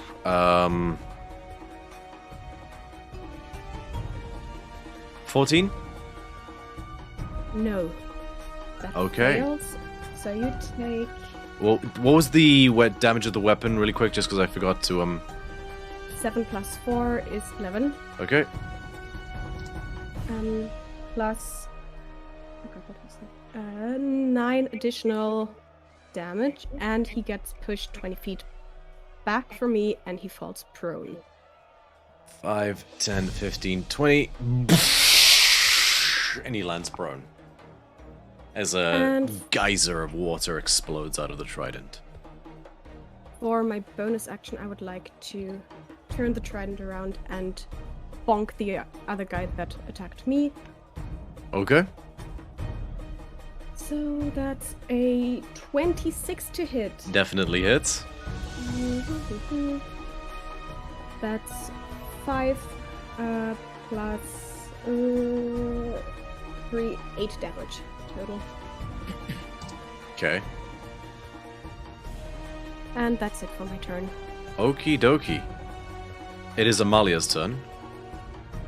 Okay. Amalia is going to go on full slashy/slash mode as per usual, but will first, as a bonus action, manifest an echo to immediately opposite her from our wonderful Triton pirate friend. Okie dokie. And then she's going to attack, as well as Unleash Incarnation, to give 3 attacks from the attack action, 4th attack from Unleash Incarnation. So 4 attacks using Death Knell. She gets plus 11 to hit. So I will do those now. So 4d20 being rolled. So I'm assuming a 14 misses. 14 misses. Does an I'm just make sure I get the maths right. Does an 18 hit? Oh, actually, sorry, I get a plus 2 to these anyway. And what's the benefit for flanking it? Is it just plus 2 in general? Just plus 2. So actually, those numbers should be, unless the plus 2 is already applied to this. It is. So The plus 2 should be applied on D&D Beyond. one of those, just not the the flanking. So Yeah. it's actually does a 16 hit?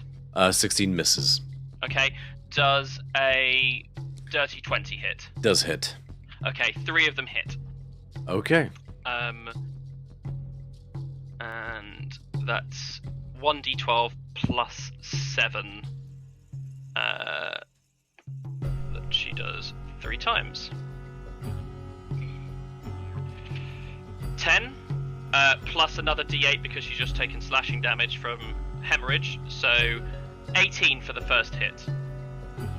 Damn. Second one is what did I say? Is it plus 7? So that's a good one. 9 plus 7, 16 plus a d8, 16, 21 for the second hit, including hemorrhage damage. Okay. And third one, 8 plus 7, 15 plus d8, 19 points of damage for the third strike. Damn. Action surge. Oh shit. She will reach forward and grab her by the face and attempt vampiric touch. Okay. Make an attack roll using her wisdom modifier and her proficiency bonus. 18 plus 4 for 22 to hit. 22 does hit.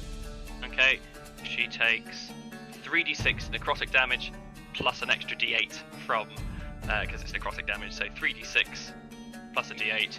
She takes 23 necrotic damage. Damn. And Amalia heals, let me double check what she heals, half the damage dealt, so she heals 11 points of damage as a result of that as well. Otharin is looking a bit rough. Okay. It is Kargor's turn. Seeing this display, he's basically gonna bull rush forward. 2, 3, 4. And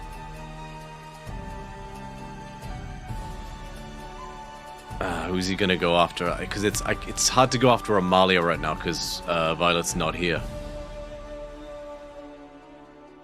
I hope that was an okay turn in her place. It was an okay turn. Here's the problem. If I get her killed while she's not here, I get killed. But if that's the case, then that's basically free extra damage for you guys. She's the only one at 100% HP. Yeah. Pretty much to it, yeah. She's currently 116 hit points. You know what? He's gonna take a few licks against Amalia. Yep. He's going to he's gonna rush up and use a greatsword attack. Oop. That was a modified 20 to hit. No, sorry, 21 to hit. Yeah, that hits. Okay. She Point takes. of order, no, it doesn't. I use a reaction to use Gift of Colossus Protective Threads. Raises her AC by 4. Okay. Ah! Second attack. Roar of happiness by Amalia. Yeah, you watch as Botch basically unleash one of the threads on this blade. He basically snakes it outwards and catches the blade and basically whips it out the way. Like anime moment. It freezes just before it hits Yeah. her in the face. Basically. 25 on the next hit. Yeah, that one hits. Yeah, Okay, that was so bad.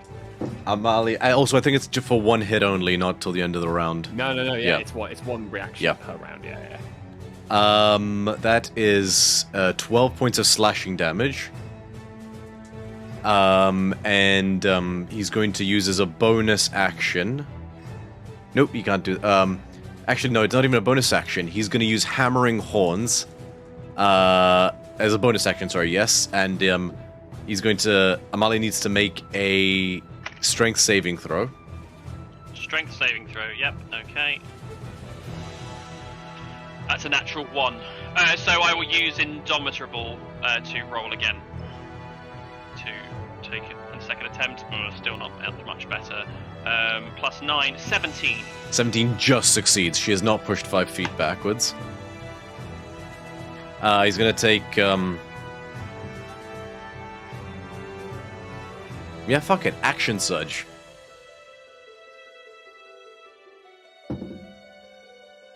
Still against Amalia, yeah? 19 to hit.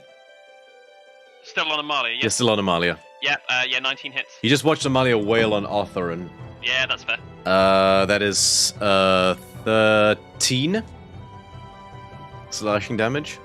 Yep. And 18 to hit. That's her AC. Is there anything I can do to increase that? I don't think I can. Sorry, bye. No, that one hits as well.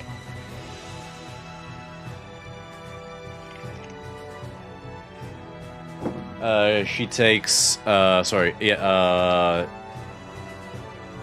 points. Sorry, no, 9 points of slashing damage on this one. Okay. That's his She's turn. She's still looking okay. She's looking a bit beaten, but she's otherwise not too bad. That is his turn.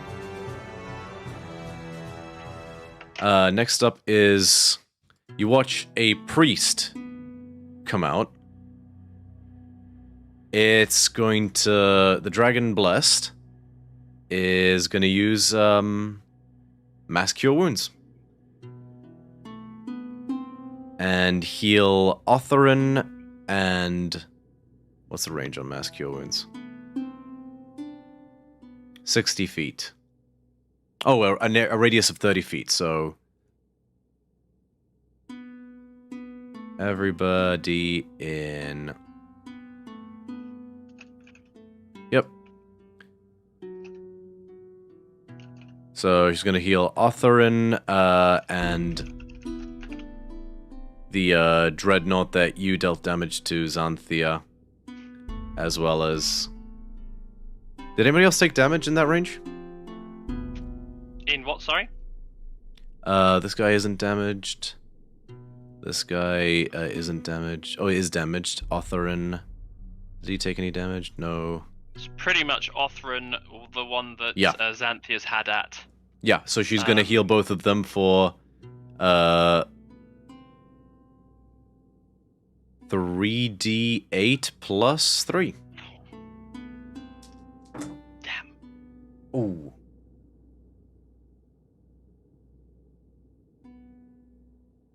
$17 points.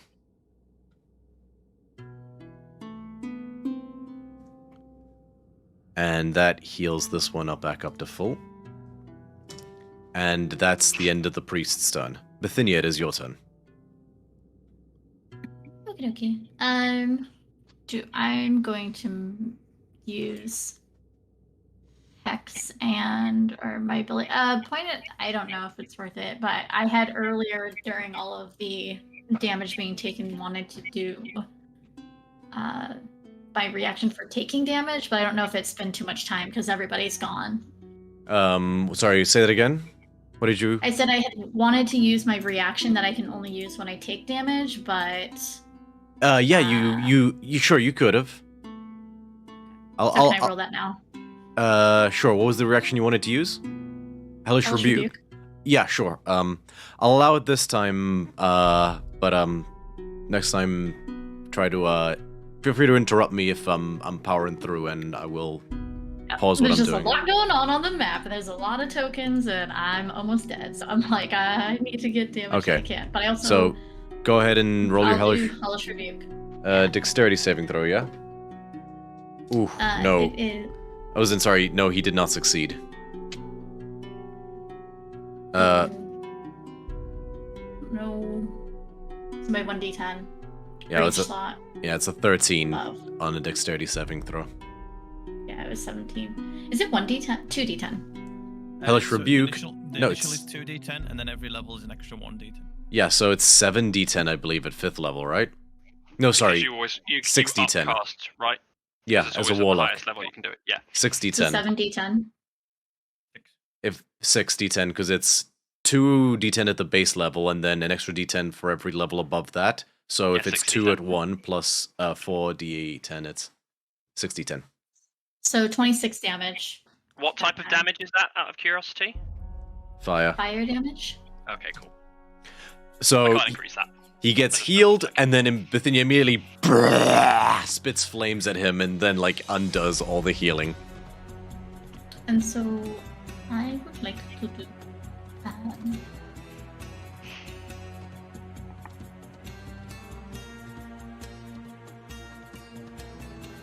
want to do I want to say it's my Relentless Hex, I guess, or Hex. I'm gonna use Hex to start.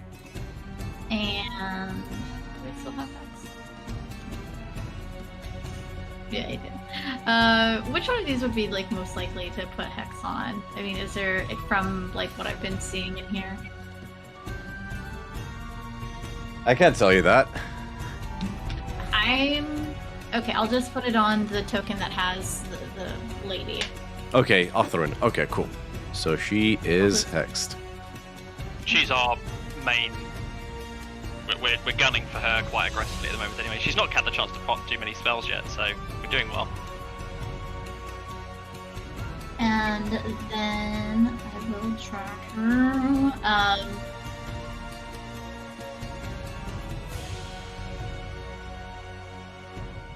I can, Oh, point of order. Rebecca. You are in the silence spell, and Hex is a spell with a verbal component. However, if you give this signal to Delisa that you wanted to cast something, she would have dropped it. So that's up to you. You could also take a... I'll just move one step. Yep. I can't move my token, but I would just move it so that it would go off without needing additional support.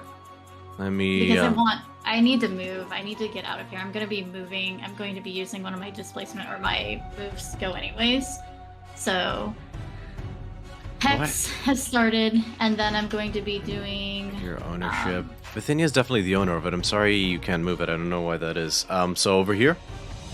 I would like to move towards the shell, like, I don't know if I can be, like, on top of it, because I'm going to be doing, what the heck is it called?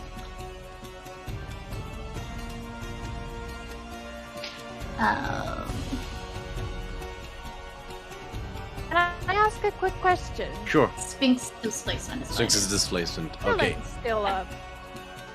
Silence. Because Hellish Rebuke is a verbal spell. I'm not too fussed about it.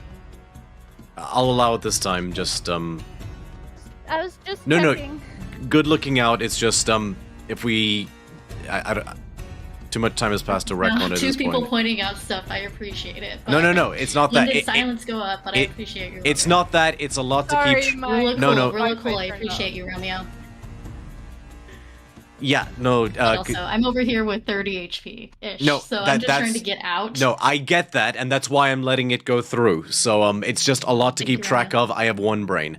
Yeah. Is Sphinx's displacement a bonus action or an action?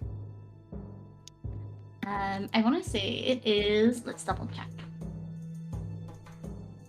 Because if it's a bonus action, you have already used your bonus action to do Hex. Do you want to retract Hex? Because you could retract Hex, do Sphinx's displacement, and then you get advantage on a round of attacks. Yeah, that's what I would like to do. Cool, so Otherin is no longer hexed. Yeah. You teleport up here. Double check the wording of Sphinx's displacement, but does it say you get advantage on any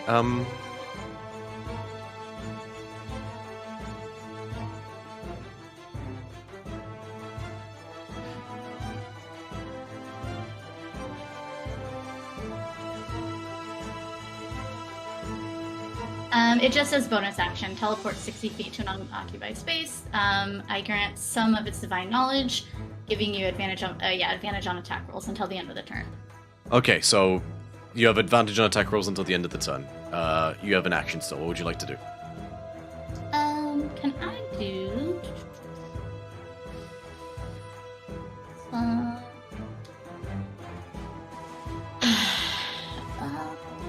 There's so many spells, they're so fun, but I guess I'll do Starlight. We haven't done that one yet. That sounds fun. I'll put Starlight down in the center. I believe it's one target only, right? Yep. Yep. Who are you says targeting? Target space is filled. Homegirl in the middle. Okay. What's the saving throw? The saving throw, attack save wisdom 17. Okay. And it says the target repeats the wisdom saving throw at the end of each of its turns, ending Well, the spell. she rolled a natural 17, and she has more than a +1 to wisdom, so unfortunately she succeeds against that saving throw. Okay. I think that's the end of my turn. Okay. Delisa, it's your turn.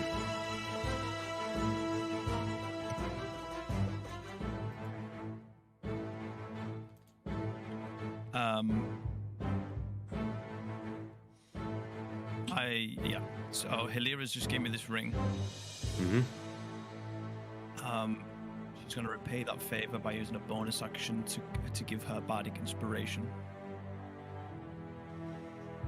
At the same time, that triggers her instrument of roses and thorns, which means I can target a creature within 60 feet of me, and they have to make a charisma saving throw.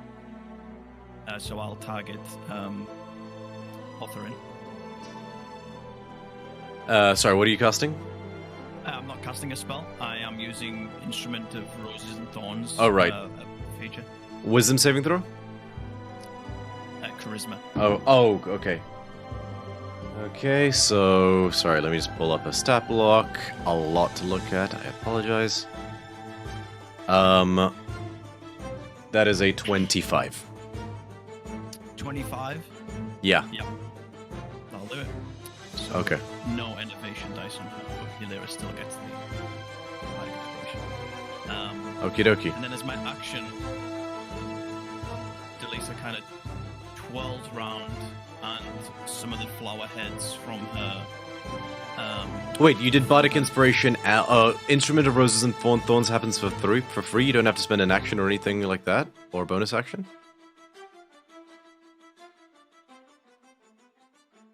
No. Okay, continue. Damn. Yeah, it's pretty good. Yes, she Good. I like it. She spins around, and some of her flower heads from a mantle kind of float off around into the air of the battle. And at the same time she does that, these words echo out from within her, and they sink deep into the ears of some of the draconic creatures. So we'll say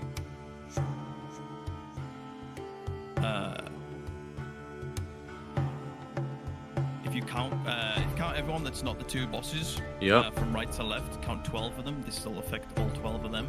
Okay. She says,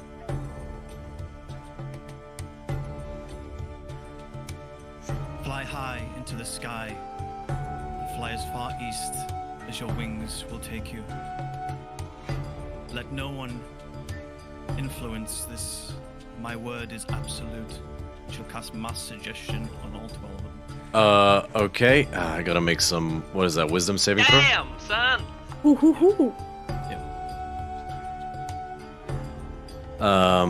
Okay, let me just quickly check the... Okay, so Dreadnought's wisdom save is that, and the, Abomination's wisdom save is... Okay, got it. So I'll roll for the Abomination first. No, that's a 9.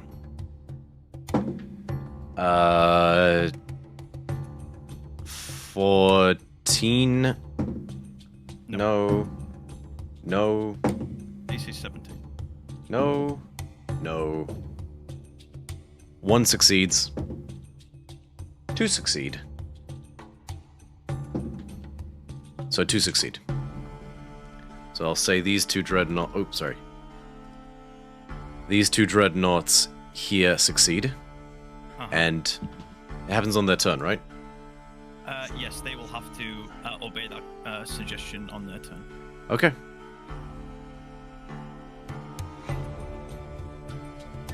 It lasts for 24 hours, and it's not a concentration spell. So. You watch as Dolisa basically unleashes this torrent of flowers, and they basically seem to enthrall these creatures. I have a person behind me, so even though they're a priest, I don't think I'm going to move.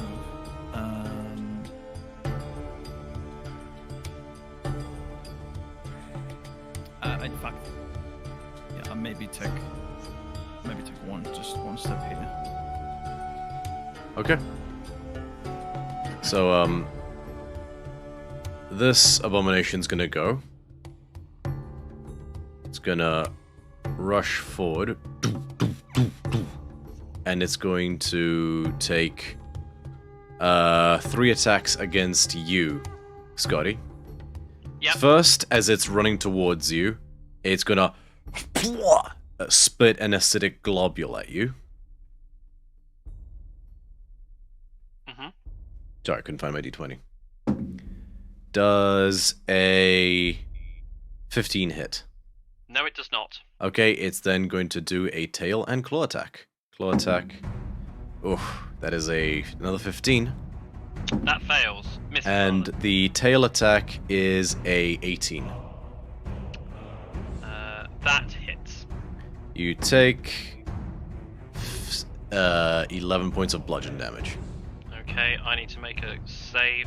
5-7. I need to make a concentration check. I do so at advantage. Plus And I 4. roll. In which case, I roll a 31. Yeah. Take my concentration. You're concentrating so hard. Did you hit Me too. both the dreadnoughts, Elisa? Both the abominations and the Did you hit this abomination? Oh, with my suggestion. Yeah. So wait, so let me just count from right, because I said right to left. So this one here. So 1, 2, 3, 4, 5, 6, 7, 8, 9, 10. Yeah, he would be the nearest 10, 11, and then probably the one under Scotty is 12. The only ones that failed are the ones I'm circling here. Okay. So, yes.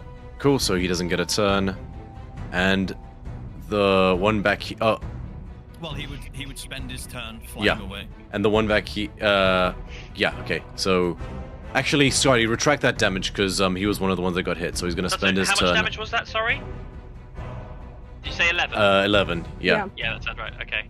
This one over here does get a turn. And he's going to...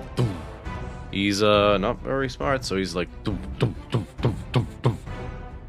and he's just going to try and just hurl acidic vomit at the 3 of you, at Hilira, Dolisa, and the priest, all in one. As a react, is it an attack, like a ranged attack? No, it's area of effect. Okay. He has two different. They have two different kinds of that's fine. I attacks. just had to double check.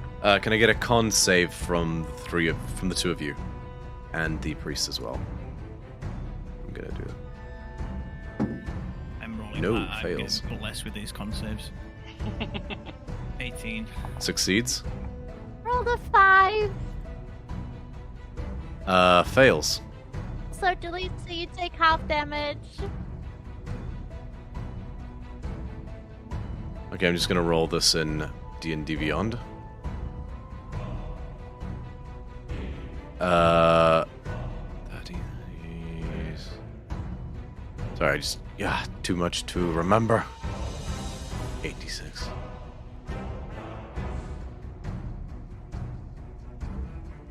Can I use my inspiration? Yeah, you can.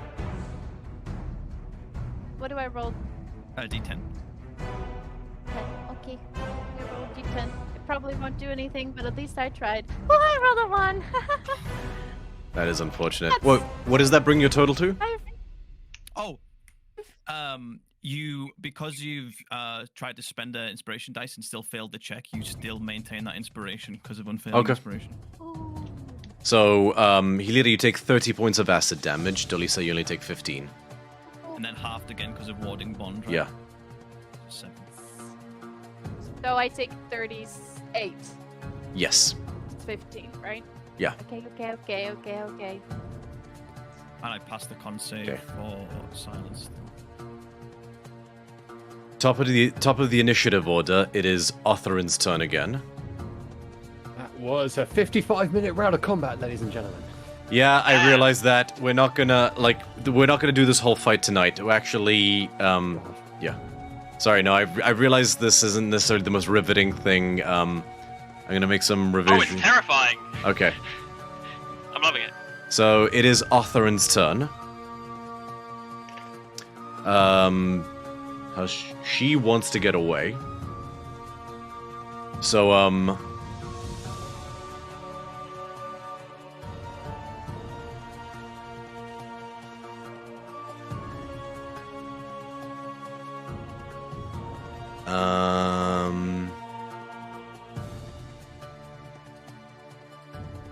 she's going to...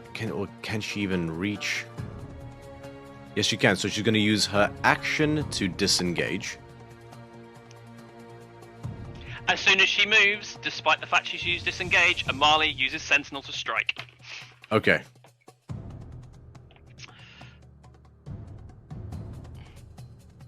Damn. That's an appalling roll of all the types to roll. I think that misses. She's a sorceress. Possibly not. I don't know. 15 to hit. Misses. Damn. 5, Had to try. 10, Sorry, guys. 15, 20. Let me just double check one quick thing.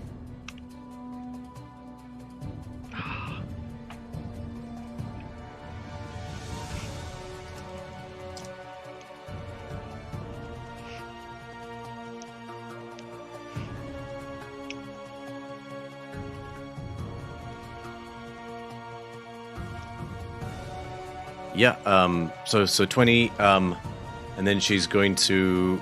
Okay, so she's on the ground, but she's gonna get some distance, actually. 25, 30. And she's... Because that's a platform, that's actually 10 feet up. But she's then going to spend 2 sorcery points to quicken spell. And she basically summons a thunderbolt into her hand. Like a long, thin lance. Impossibly thin, impossibly long, impossibly sharp. And she cries out to you, Dolisa. Banish my minions. Perish! And the word perish has an echo, echo, echo, echo, as she throws this blue lance. I will try the counter spell. I have a question for you, Romy. Is it nighttime? No. And this is the one that I put Starlight on? Otharin succeeded on the saving throw.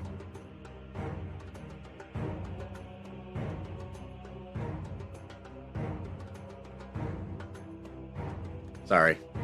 It says that it repeats the wisdom saving throw at the end of each of its turns, but I guess If she fails. Also, it's not the end of her turn yet. Gotcha, okay. So I'm guessing this spell is greater than the 3rd level, so I would have to make a DC whatever Yeah. charisma check. So She's gonna counterspell your counterspell. Oh. Can I counterspell the counterspell? Okay. You can try. We got a chain reaction. Okay. Make What's a your DC? charisma check. You don't know what the DC is. Is counterspell a spell? Yeah, But she's already casting a spell, so No, you no, can't. you can do it. You can cast the reaction spell on your turn. Yeah. Alright, fair enough. I thought I'd double check. No, it's fair. Straight charisma, you say? Yeah. Yeah, because you're paladin. That would be a 21, but I also have an inspiration die that I can roll. No, I think. Well, Yeah. The highest DC is 19. So Okay. Level spell. So you are able to counterspell her counterspell. So, So now Dolisa, you it's still need to Dolisa's. make an ability check. Okay. Straight charisma check. I will use my inspiration to re-roll that because I rolled it up.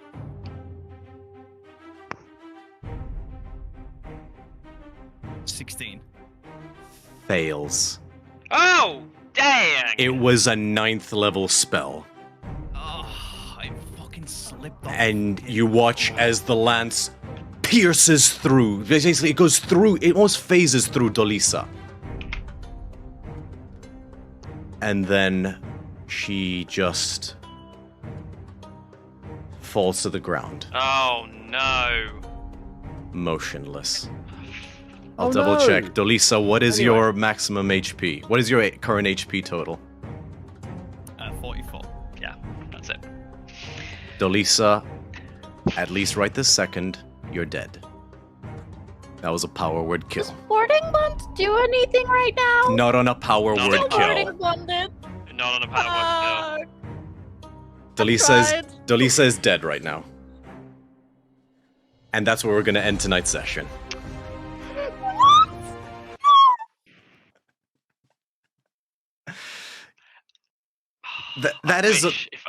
She was a cornered animal. She lashed out.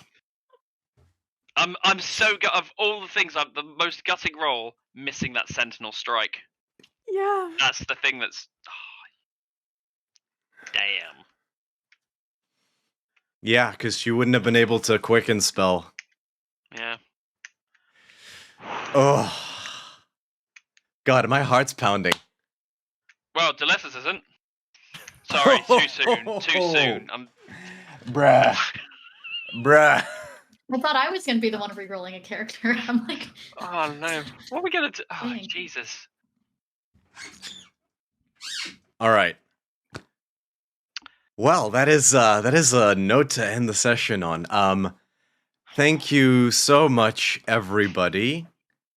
I am excited for what is in store next week, and we will be picking up in the heat of battle, same initiative order, right where we left off.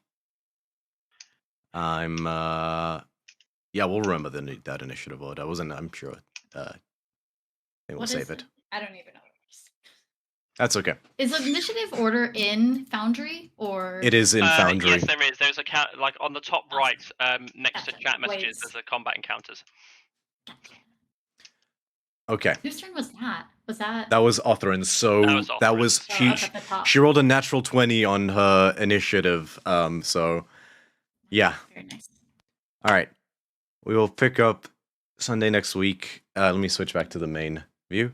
Where Tempest will attempt to persist in this fight that is far less against you than it could have been because of some really good strategy, some good bits all around. I'm gonna 9th level. Scotty, you and Delisa both 3 points of piety for that. Because that was a good bit of work. And Helita gets 2 because that would be subterfuge. And don't worry, there is more piety coming for everybody else. There is stuff that's going to happen, but those particular cunning actions, let's call them, were very specific to those 3 deities. So kudos all around. And speaking of kudos, I am nothing without my wonderful players who, despite my torturing them, show up every week. And I couldn't be happier for them. And let's go right to left this time around. Well, that's going to be an interesting note to start on because Scotty doesn't have any social media. I don't understand what social media is. It's all very confusing to me. But I'm here every week, so if you like what I do, then come here every week and you'll see me. Sammy, with the shattered remains of your heart in my hands. Love you, buddy. I couldn't do this without you. Would you like to tell these fine folks about yourself? That's fine. The dice were just not in my favor. Yeah, I'll try to formulate words. You can find me primarily on YouTube at Sammy ASMR, as well as all social media platforms at that same handle. If you like watching live play D&D, you can watch me over on Roll Positive Gaming's channel every Saturday at 6 p.m. UK time alongside Romeo, where we play through Strixhaven, a curriculum of chaos. Wonderful. And once again, love you, buddy. Bithynia or Rebecca or Mimic or one of your masks of many faces, little warlock pun. Would you like to share your many faces with the audience? yeah, if you want to find me on the internet, I'm everywhere as Bomb Clancy, except for TikTok, where you can find me doing D&D stuff on Mimic for Hire or Vampire the Masquerade under Sire for Hire. On Twitch, you can find me here, or on St. Pete by Night, where anyone's welcome to join us. We've got people playing most days of the week, and it's a lot of fun vampire goodness. And yeah, that's where you can find me. Alrighty. Virla, would you like to take it away? Hi, I have Instagram. It's Virla.Louisa. So Cute. Adorable. Tamara, take it away. Brain, what? Help. Kind of my Sorry. thesis, basically. To quote you, sorry. Sorry. Yeah, I'm on Twitter and TikTok, and you can find me there at mar_inated. And if you're into Instagram, I'm also there, and you can find me there at it's mar_inated. Alrighty. And you, last but not least, certainly not least, Botch, Ali, the man, the myth, the legend. Would you like to tell these fine folks about yourself? Yeah, I'm on Instagram, everyone, as @AngelUndies. I do cosplay and D&D 3D printing commissions, so hit me up if you need anything made. I give good rates. Thanks, everyone. He absolutely does.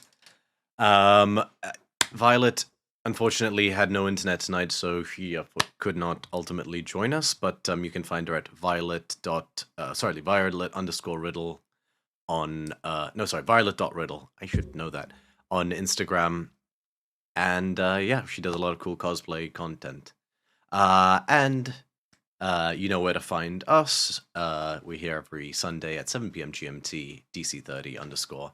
And you can find us on all socials at DC30 Official. I promise I'll start posting stuff there eventually. I'm just been a bit disorganized this past month or so. And you can also join the Discord, where not only is now the lovely Mimic, lovely Rebecca, running a play-by-post game, or potentially one or two, because it's an awesome, ambitious project, and we love her for it. But you can also catch all the little behind-the-scenes stuff, tokens. At this point, I assume Sammy weeping in the comments. No, I'm kidding. Sorry. But all the tokens I create, including the Draconic Dreadnoughts that I'm allowed to post, you can freely share with those, as well as tips and tricks and assets on how to flavor your campaign for an ancient Greek setting. And I believe that's everything. So once again, we're going to give the biggest of shout-outs to our wonderful audience. We couldn't do this without you. You are loved, and we feel the love. Have a wonderful evening. Shall we do a raid? Can we do a raid? Always, always. All right, who can we raid? Who's online at the moment? Who did we try last time? Oh, yeah. They're not online yet. Oh. So I don't know where they're at in life. For shame is online. Yeah, we'll stick with For Shame. Let me just pull them up separately so I can actually see when it happens. And we will raid them. Alright, starting raid in 10 seconds. 9, 8. I'm excited for next week. Yeah, it should get be good. And bye-bye all. Alright, bye. And we've raided. Well. Damn. What in the jeebus fuck? I mean...